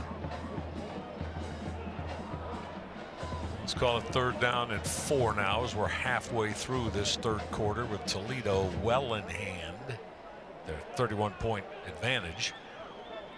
Richter came back underneath. That is caught. 1st down Toledo as he worked his throw into the slot to Junior Vandeross. Vandeross, no surprise, one of the top receivers in college football, having a big night. Yes, he's about due for another big play as well. Yeah, sure. But right there, I like the fact how he sat beyond the sticks. That's the key part. That shows you that he's a veteran in this college game and that he realizes there's no point in being above the sticks, be beyond the sticks to get that 1st down. Back to the ground game with speed inside the 5 and got dragged down from behind. Chip Trainum. The ball carrier. And Tripp is saying that is number 4 for me if I can get out of this tackle. Yep. Once again, what do we see, folks? You see that there's no one forcing the issue for the Hilltoppers. You have to have someone in that alley come up to force to make that tackle. Trainum now with on that previous carry with 19 more yards. Got knocked down at the line of scrimmage there, and he's going to head to the sideline to get a respite while Kenji Christian comes back in. A respite, huh? You think he wants that respite right now? No, I didn't say he wanted it. But his head football coach said, I'm going to send your backup in right now. And something tells me that his backup may score. It very well could, yeah. Jason Candless, one of the, talking about defense in the 1st half. Another great component of a Toledo football team is their run game. Balance. They've had it for years and years and years. Strong run game. Yes. Timeout, Toledo. All right, give us this timeout as Toledo is taking it. 5:34 left in the 3rd quarter. All Rockets tonight. Week number 2. They lead Western Kentucky 38-7.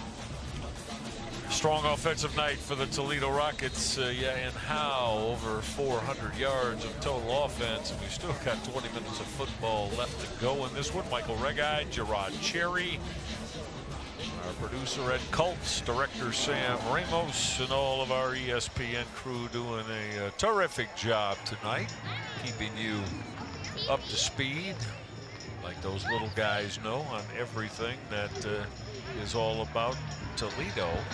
They seem well on their way to this Week 2 win, 38-7. Backup QB John Allen Richter taking over for the starter, the injured Tucker Gleason, and Richter has got a touchdown throw as he is able to hook up. Richter throwing that TD pass for the Rockets. Yeah, giving Connor Jones some love. Yeah, exactly right. Jones snuck in there. I didn't see him get in, Gerard, but you're right. He got in that backfield and made that grab. And what you like about the play, Michael, is that you sell the run. Obviously, the Hilltoppers are going to honor that first and foremost, and that leaves Jones wide open once again in the flat boundary area for the touchdown. Yeah, the thing about Jones, probably his major calling card, as Jason Candle was telling us, he loves the way he gets it blocked from the tight end spot. Right. Physical, very physical. So they said, hey, let's throw him a little bone of love here. That's exactly what it is. In the football world, that is throwing my man a bone, because he's not known for his pass-catching prowess, but he certainly will block you and get physical and get after you. But that's just showing.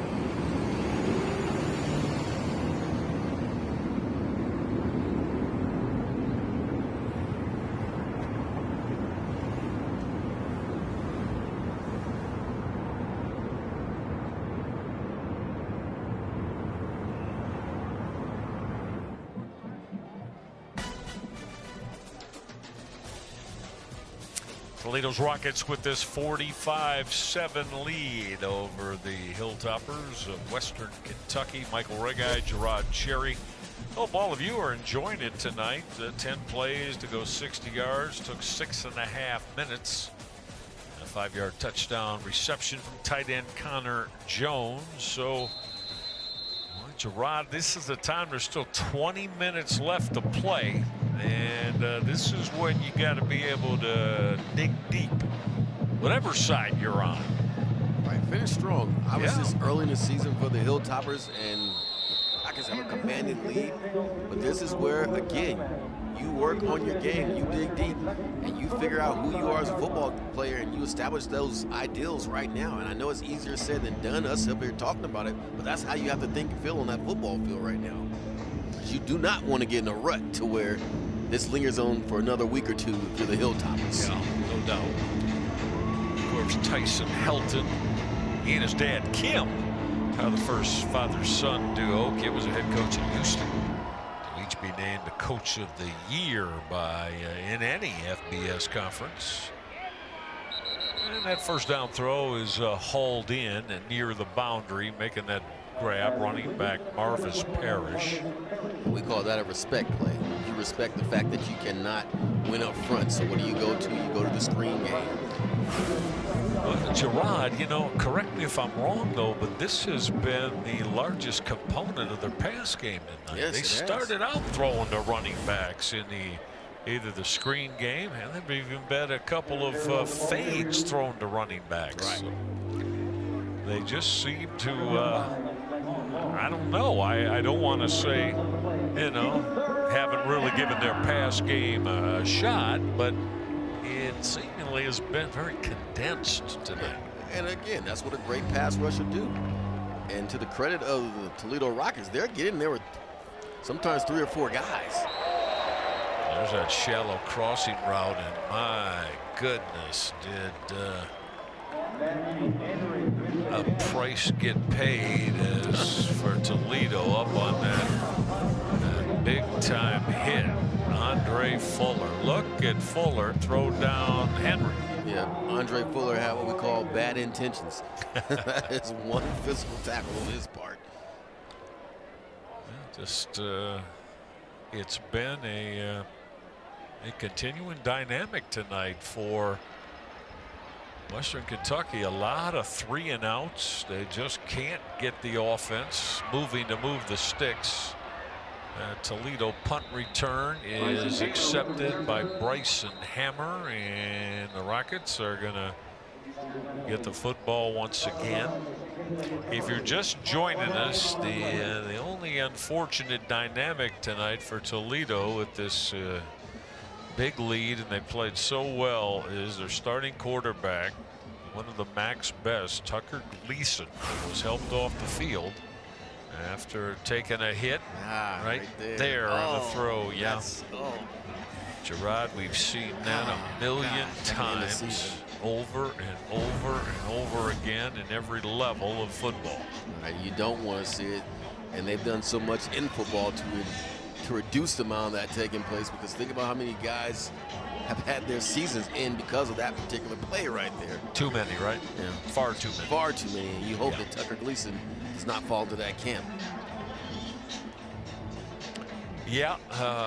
So for Gleason, there he is. He's in good spirits. He's smiling. Very good spirits. He's on the bench with his Rocket teammates. And a Slim Shady look. He's got that.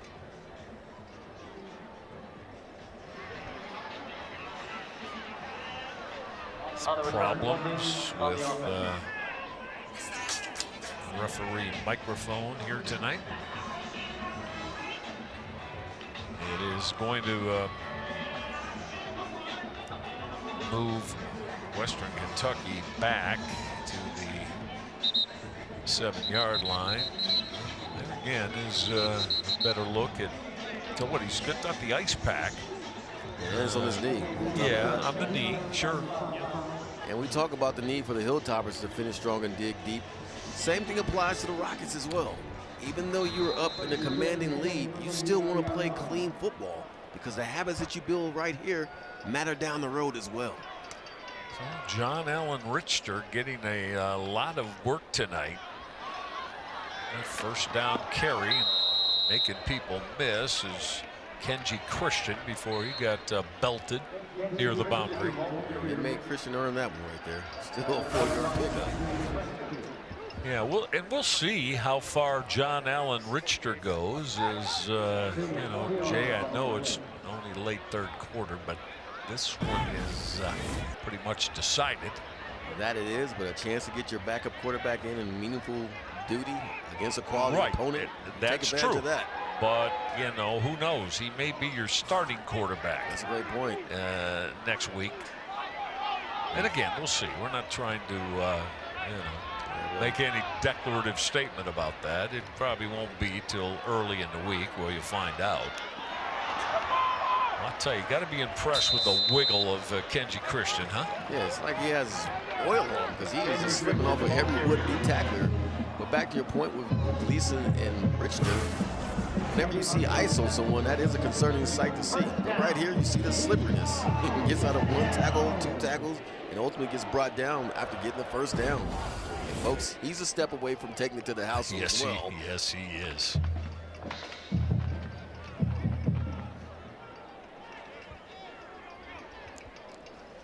Christian has shown very well in his first appearance in Midnight Blue and Gold at Toledo. This is Connor Wallenczak.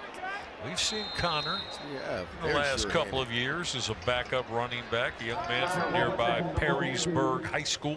Does not fumble. No, he doesn't. Sure-handed. Very sure-handed. Not a breakaway guy, but he'll run between the tackles for you and pick up the tough yards. He will certainly lower his pads. 5'11", 208. That speaks compact. Right. Perrysburg High School.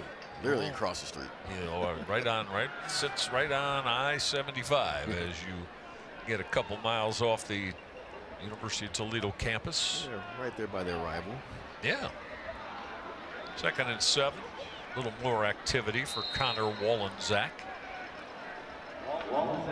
Something tells me he will be one of the primary runners for the course of this football game. Sure. As I said, maybe more him than Kenji Christian. Now Christian has had a solid amount of work tonight. Had to be flirting with 100-yard rushing. Well, yeah, and he's I think he had 12 carries the last time I looked at it. 3rd and 5. As we're inside a minute left in this third quarter. All Toledo tonight with this impressive lead. Richter going to throw the deep out. Toledo fans thought that their receiver was being pushed, but not the case. Yeah, well, Julian Allen was running more of a decoy route than expecting to get the football on that play right there. And obviously he and Richter were not on the same page, which is interesting because they probably work a lot in practice together. Yeah, sure.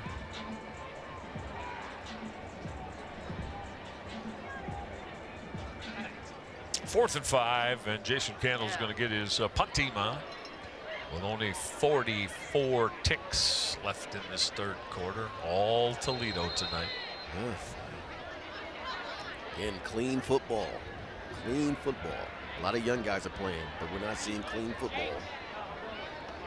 Jason Candle not going to like that with a punt team getting called for a false start.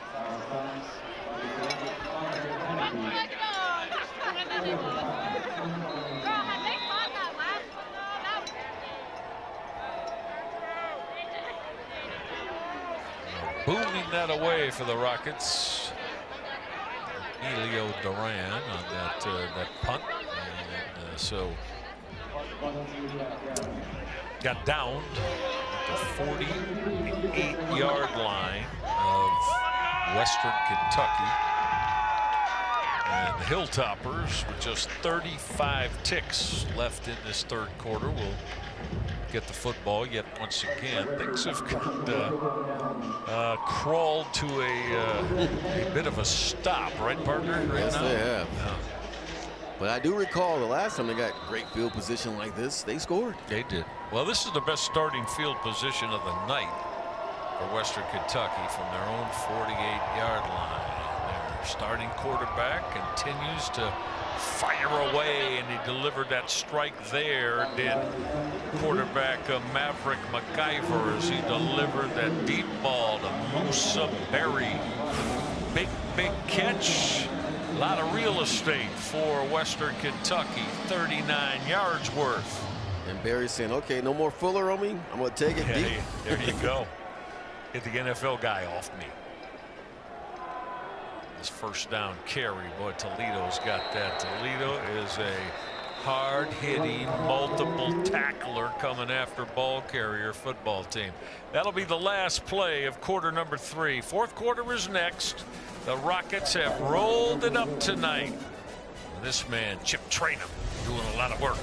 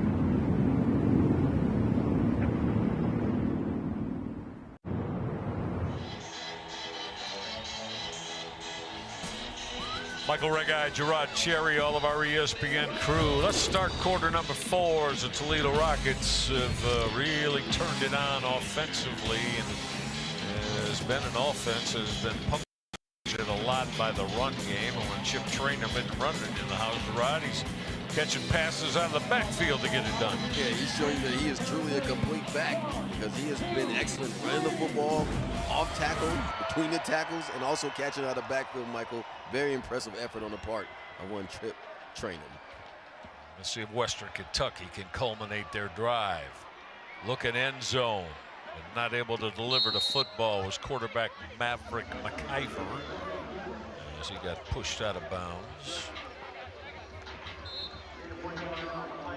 As we see Trainum right there, perusing up and down the sideline. Quite a nice work, huh?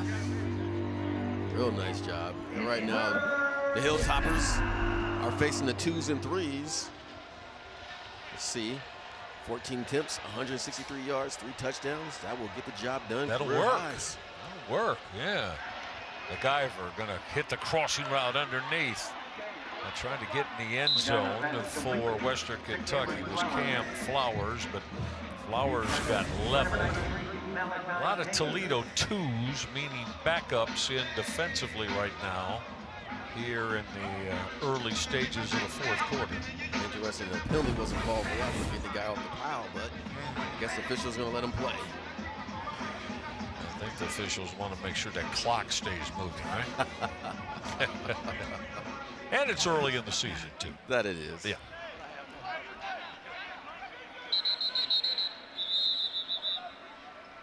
The line judge came running toward the middle of the football field and said Toledo wants a timeout.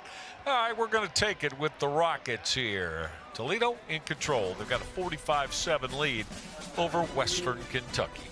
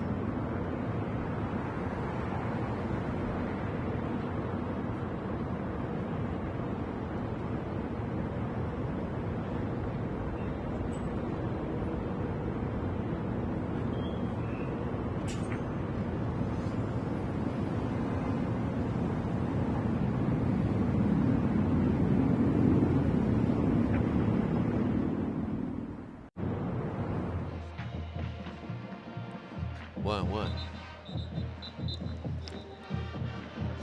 Here's what the next 5 have in the early stages of this 2025 college football season for that man, Jason Candle. Next week, they've got Oregon State here, and then Mid-American Conference play starts. Trip to Kalamazoo and Western Michigan, and that Western Michigan squad looks to me like they're ready to have a strong 2025 campaign. They get back home in a couple of weeks for Akron before a trip to their hated rivals, the Bowling Green Falcons. So that's what's coming up for Jason Candle and Toledo. Stay on the ground with that inside run for Western Kentucky. Toledo shuts that down. Boy, it's just so difficult for Western Kentucky. They get inside the 5-yard line, Gerard, and they just cannot find a way to get the ball in the end zone easily. No, they have not had much success. And that's a great job of utilizing your timeout. You call a timeout, you see something you don't like, you correct it, and they get the stop. Gonna go in that power eye look here. Stay on the ground.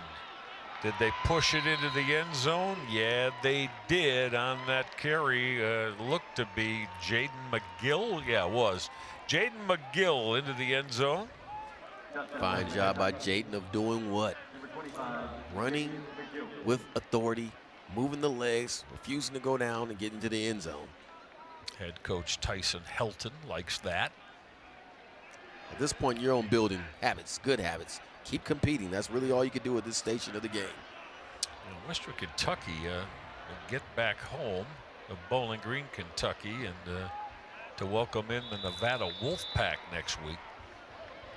So adding the PAT for the Western Kentucky Hilltoppers.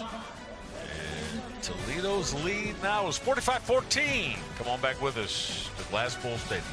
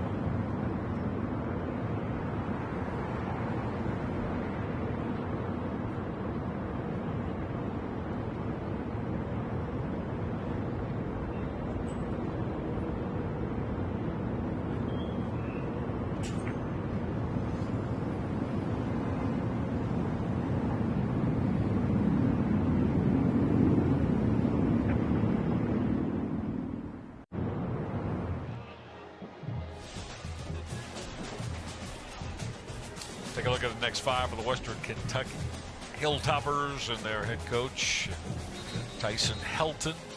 Nevada at home next week, which will be first on their mind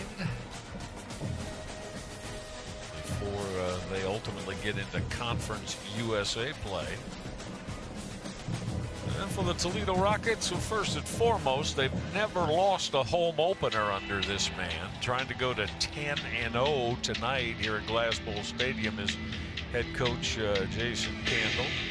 Gerard, he's 13 minutes away from picking up his 74th win as a Toledo Rocket head football coach, and that will put him at number one in the Toledo Rocket coaching pecking order. So right now he's tied with Gary Pinkel, who did a terrific job back in the through the decade of the 90s here in Toledo. Candle has just continued year in and year out, and having his football program do strong things. Right, and one of the things that shows you it's such a strong program with great coaches that they didn't lose anyone to the portal. Think about that. That's right. This day and age of college football and where it stands for guys to stick around. And you had situations throughout the course of his time of being here where guys have tried to come in here and pluck, if you will, players, and they've done what? They've stuck around because they said, you know what? I like what I'm experiencing here, and I know I can even make it to the next level by staying here and not going elsewhere. Exactly, yeah. Exactly right. Well, I have no idea. What is this stoppage for now? Well, there was a situation where it was a fair catch, but it was a bunch of confusion. Okay. Okay. Looks like that happened. I'm just going to kind of wait till they finally line up and to spot the football ready for play, but evidently that is not the case quite yet. So basically, he downed himself on the 1-2 yard line. Coach Kendall's asking for explanation.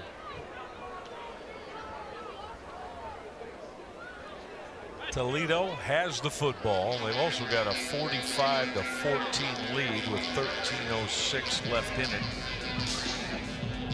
And for everyone's sake, I sure would hope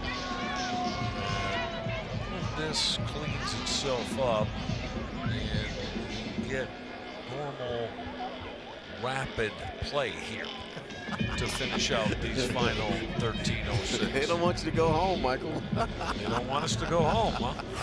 Okay. So right here's the controversy.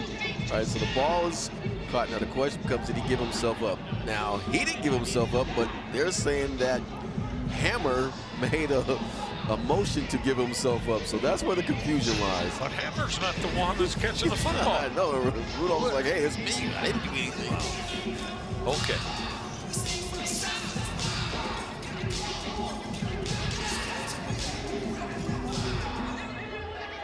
It's week 2 yet only, folks. Week 2. John Allen Richter remains at quarterback for Toledo, standing about 4 yards deep in his end zone here. Imagine the Rockets going to look to run the football. Kenji Christian on that first down carry. Richter came on, if you're just joining us, Toledo's starting quarterback and one of the best in the MAC, senior Tucker Gleason. Injured lower leg. I'm not going to call it a knee because we haven't been told, but it was a lower leg injury.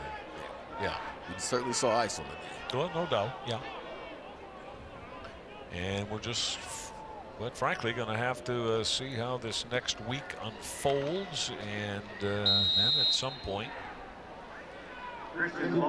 Toledo and Jason Candle will give us a sense of where his starting quarterback is physically. Christian not run the same level of authority we saw earlier with him, Michael, so maybe that little respite on the sideline somewhat slowed him down. But you see Gleason right there, he's all smiles, so that's a great sign. So the guy looks happy, doesn't he? Yeah, if I thought my season was over with, believe me, I wouldn't be smiling. Absolutely not. And that, of course, whether you're a Toledo fan or not, look, that's the best possible news for all these young men that play college football. Richter got out of the pocket. Nice move. Nice move, but that line judge is going to say he stepped out of bounds as he looked to make that cut back to the middle of the field at the 8-yard line. Let's see. Oh, that's a bad call. He was still in bounds. Oh, want to challenge that, but you can't. Yeah, not with the game situation, what it is, right? Although Jason Candle doesn't think that was a correct call. It was not a correct call. Right. This is Emilio Duran to hit this punt for Toledo. Oh, he boomed it. Line drive shot that pushed the Western Kentucky punt returner, Jarris Mack, back to around the 42-yard line. So Western Kentucky, with their hands on the foot pump, there's still almost 11 minutes to play. That was a long series right there. Oh, yes, sir. Yes, sir. Toledo is going to get their first win of the year in this one and even things up at 1-1. And for Western Kentucky, it's going to be their first loss after their wins over Sam Houston, Alabama the last 2 weeks. And the part about the loss that's going to be critical for Western Kentucky is to understand that you came into this game saying, okay, we're going against a very similar program and level of opponent, and they soundly beat you. So what do you do with that? How do you build from that? How do you grow from this and learn from this and not stay stuck in a mode to where you never overcome this loss? Because certainly going into this game, the sense of feel was this is going to be a heck of a matchup. We did not anticipate a 45-14 score heading into the late in the fourth quarter. Right, and I'm sure Tyson Helton and his coaching staff and all of his football players didn't expect this either, but that's the hand they've been dealt as Toledo came out early with a very strong opening quarter, put 21 points on the board just like that, and pretty much established what was going to be the way this game was going to unfold. Right, dominated in all facets of the game, and you cannot be on the road and afford to have costly turnovers early on in the quarter, let alone late in the quarter, but certainly that was the case for the Hilltoppers. A lot of pressure now. It's going to be an offensive hold there as quarterback Maverick McIver worked his way around pressure and put about 7 yards to his name, but it's coming back. Are you surprised that in this type of game that Tyson Helton is going to stay with Maverick McIver as starting quarterback? No, because his guys, clearly his starters, they need work. They got soundly beat, Michael. Soundly. I got you. Yeah, so no, get your timing right. Get your, whatever was the problem that you came into this game with, work it out on the football field right now, because you did not put on display what we saw earlier. Granted, it was against opponents that aren't on the caliber of Toledo. Right. But still, you got to work this out. You came here to play a complete football game. The way in which you guys have played, go out there and play, finish the game, because obviously you can't say complete. Yeah, there's something to be said if you have a strong finish, even though it's not going to result in a win. But you got something that you feel like you take into your week of practice and build off. Yeah, this is the equivalent of when pros practice against pros. From that standpoint of you got your starting offense out there because you clearly need to work on some situational football, but obviously playing the game, it doesn't get any better than this. 2nd and 7 from Toledo's 45-yard line for quarterback Maverick McIver, the grad student out of San Angelo, Texas. Going to throw that out route. It's a good ball. Good ball. He put that on KD Hutchinson, caught it in stride, then ran out of bounds at the 22-yard line. All right, KD is saying to himself, oh, if you could just let me up the field more. I'd be in pay dirt territory, because he obviously ran out of real estate room to make a move, and he's upset about that. And you appreciate that. He's still out there competing. But yeah, right there, you want to turn up and be able to do some more with it as far as run after the catch capabilities, but the space simply was not there. On the move, yet once again, though, is quarterback Maverick McIver and his Western Kentucky offense. Going to go back to the ground game here. Good cut off the right side from Lavelle Wright. Lavelle Wright is in. He's a 222-pound graduate student out of Louisville, Kentucky. Played at Kentucky and then Austin Peay. So this is his 3rd college football program. Traveling man. Yeah. You know, Gerard, you and I have talked about it's kind of the norm. Yeah, that it is. Probably at least, I would say 10, if not 15, are going to be at least with their 2nd program. Oh, it's certainly the norm now. That's a norm. Yeah, right? It's a norm. Yeah. It is the new normal for college football, to where guys have the opportunity on a yearly basis to say, you know what, things aren't working here. Let me try my prospects somewhere else. Yeah, that's right. Go down a division and back up, then down.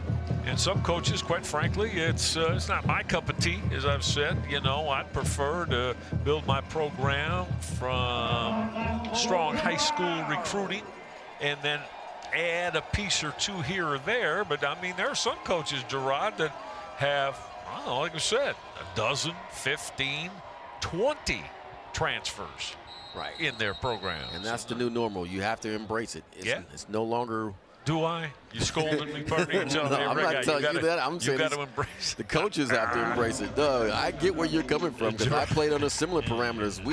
And I'll be frank and transparent with you all out there. We talked about it in the locker room, because I had a situation when I went to Cal where our head coach Bruce Snyder left and went to Arizona State, and they ended up having a successful program down there. And our thoughts were, how is that fair back then for him to leave and have no penalty, but we couldn't do it. Yeah, well, you're right about that. And that's always been the key. That's a good move inside the 5 and into the end zone. That's Cameron Flowers. Flowers caught that quick hitch and then went into his bag of moves. Right. They got playmakers again for Western Kentucky. The only problem is they were not able to do this type of prolific play versus the ones for Toledo. Right. So 11-yard touchdown catch there Move for there. Cameron Flowers. Woo-hoo. Yeah. Electricity right there. Some shimmy and shake, huh? Yes, sir.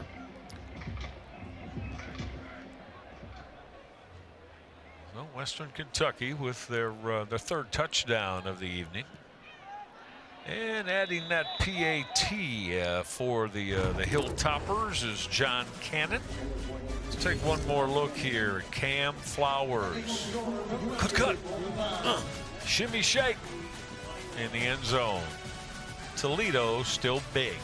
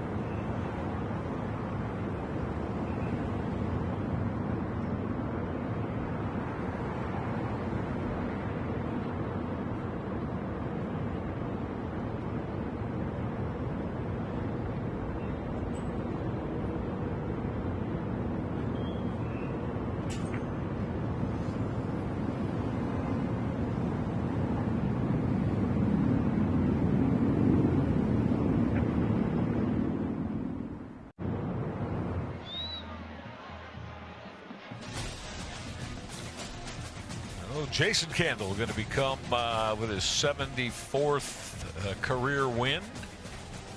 Go.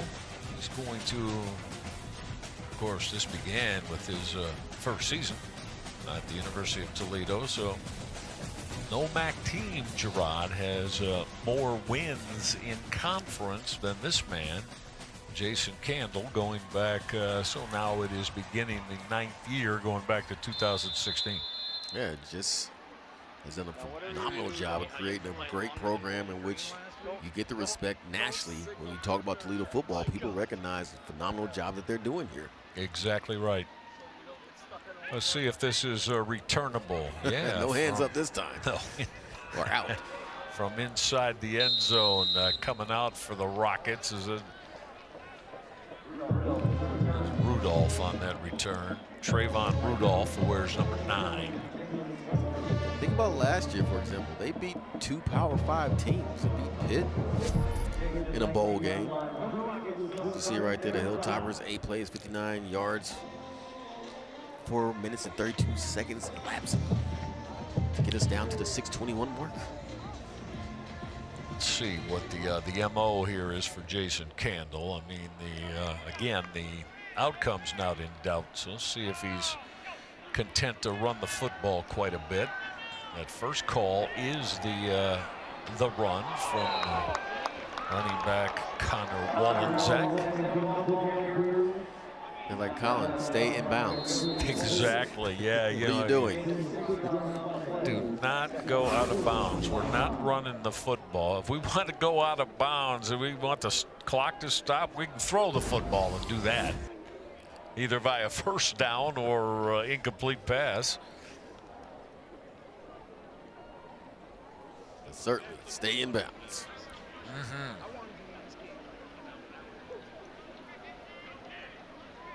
Second and 4 now for Backup quarterback John Allen Richter, Wallensack.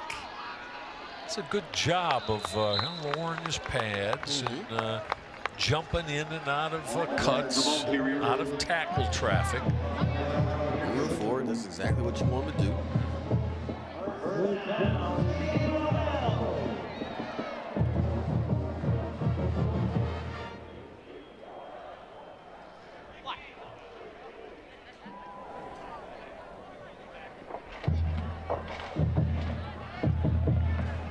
Clock moving as we're going to come inside. 5 minutes left in this one as Toledo is going to pick up their first win of the year after the opening Saturday loss at Kentucky last week.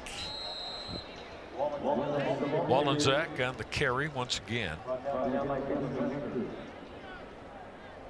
But I mean, the biggest unknown now is the first thing. I think you don't know. I don't want to speculate, but you know, you would think. How about if I say it that way? You would think that there might be some time missed for starting quarterback Tucker Gleason, and if there isn't, phenomenal for Toledo, because it means that there he is. Well, that's look like a guy looks like he's missing any time. He's been all smiles. Like he's happy as he can be, considering he's been all smiles. And at the same time, too, again, they're going to play against Morgan State, so that's a decision they have to make. Okay, do we rest you another week, or do we let you go out there and keep on working on your skill set? Yeah, exactly. Wallensack, the ball carrier. Speaking of working on the skill set, Wallensack is getting a lot of opportunity. Take advantage of it. Does Tucker Gleason have the best arm tat game of any quarterback in the FBS? It's pretty colorful. I wonder what those emblems mean. Yeah, maybe we'll have to do some research on that.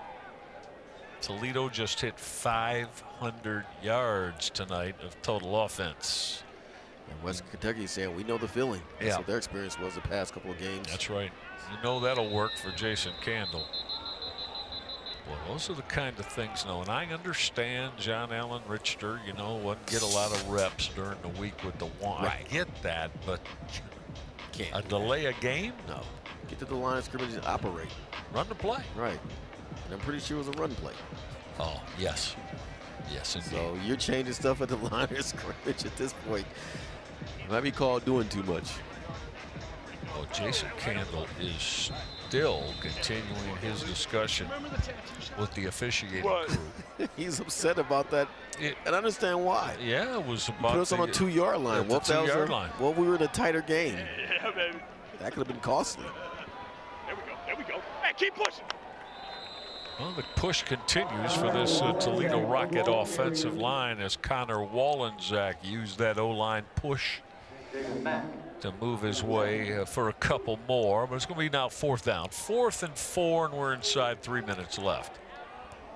I think Toledo would love to keep the football and finish it out, but I mean, again, this is a 4th and 4, so it was Jason Candle, and he's got John Allen Richter on the football field right now. Yeah, another running play, 1st down, pretty much would seal the game. See, maybe he's just going to let this play clock run down, Jay. Or let the play clock run down, get the delay, and punt it away.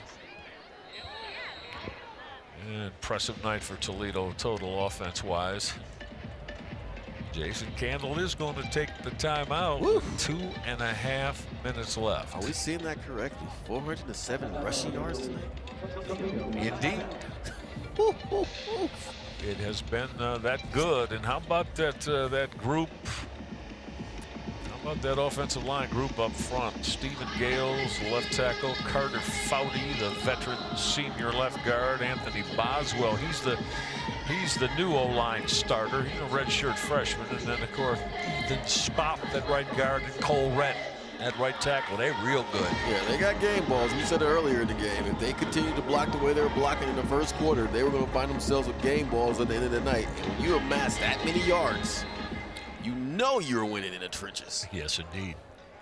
Well, on 4th and 4 with the clock stopped after the timeout, Jason Candle decides to get the punt unit on the football field. Fair catch from Western Kentucky, Jarris Mack. Haven't really seen Mack as a big-time potential home run hitter. Yeah, a lot of the home run hitters have been shut down tonight for Western Kentucky. We didn't see that tonight, did we? We saw a couple big plays. We saw a really nice trick play, but to be frank, Michael, that trick play was really synonymous with what took place tonight, and that they had to rely on trickery in order to get the job done. Yeah, and that's never a good sign for an offense that's touted as being prolific. Checking to see, yep, Rodney Tisdale. He's the backup QB. He wears number 16, and he's on the football field now for head coach Tyson Helton. And that's good. See, I give Tyson Helton a lot of respect for this job. Right. You know, he changed quarterbacks, but he's not going to have him just come out here throwing the football all over the place. The 2-minute warning is right now. I guess in college they call it the 2-minute timeout, right? That they do. To be official about it.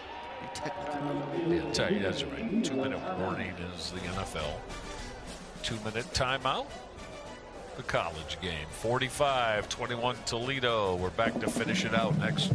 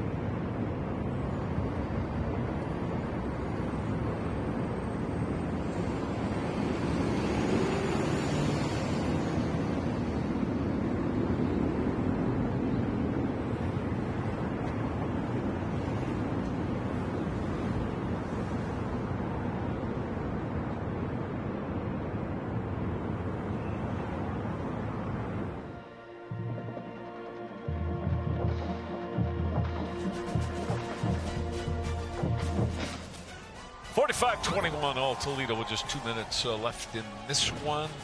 Toledo is going to win their first of the year following the loss to Kentucky last week, and of course it's been in a convincing fashion here tonight. And first loss of the year for Western Kentucky after they came up with wins over Sam Houston and North Alabama. And Western Kentucky's going to keep the football on the ground, as on that carry again, Jaden McGill.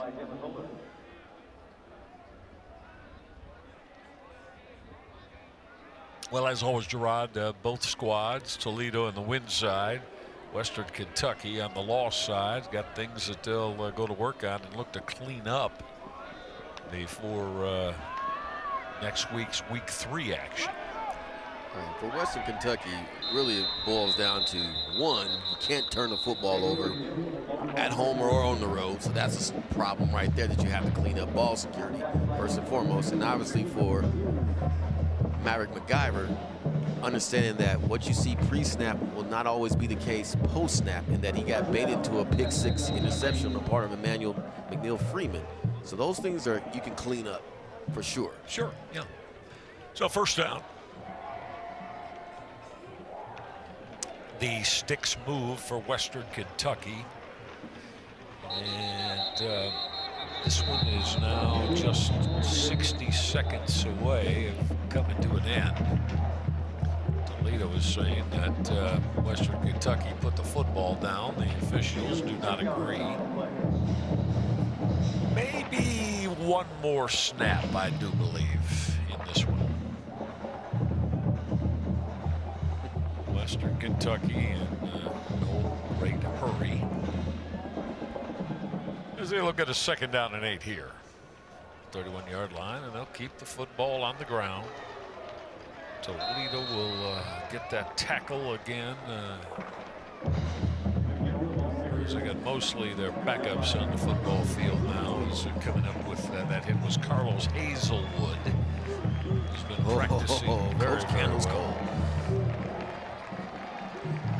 So, the Toledo Rockets have come up with, it's an important win, right, for Jason Candle? That it is. This win for Candle is now number 74. That it is. He is now the all-time winningest head football coach in Toledo Rocket history with this 45-21 win. His 74th win as a Rocket head coach, and he has done a fabulous job at, well, many will tell you, and I'm sure, you know, Miami fans, Ohio fans might say we beg to differ. I didn't say everyone would tell you. I just said many will tell you that this, and I would say to me, the three I just mentioned are the most consistent programs that we have right now in the Mid-American Conference. All right, that's going to do it for us. Toledo with a 45-21 win over Western Kentucky tonight. My partner Gerard Cherry was terrific tonight. So was our producer Ed Kultz, director Sam Ramos, and all the crew. I'm Michael Regai. We bid you a good Saturday night from Glass Bowl Stadium in Toledo. 45-21, the Toledo Rockets with a win. All games airing on the ESPN networks are streaming live and the archived on the ESPN app. See you next week, everybody. So long.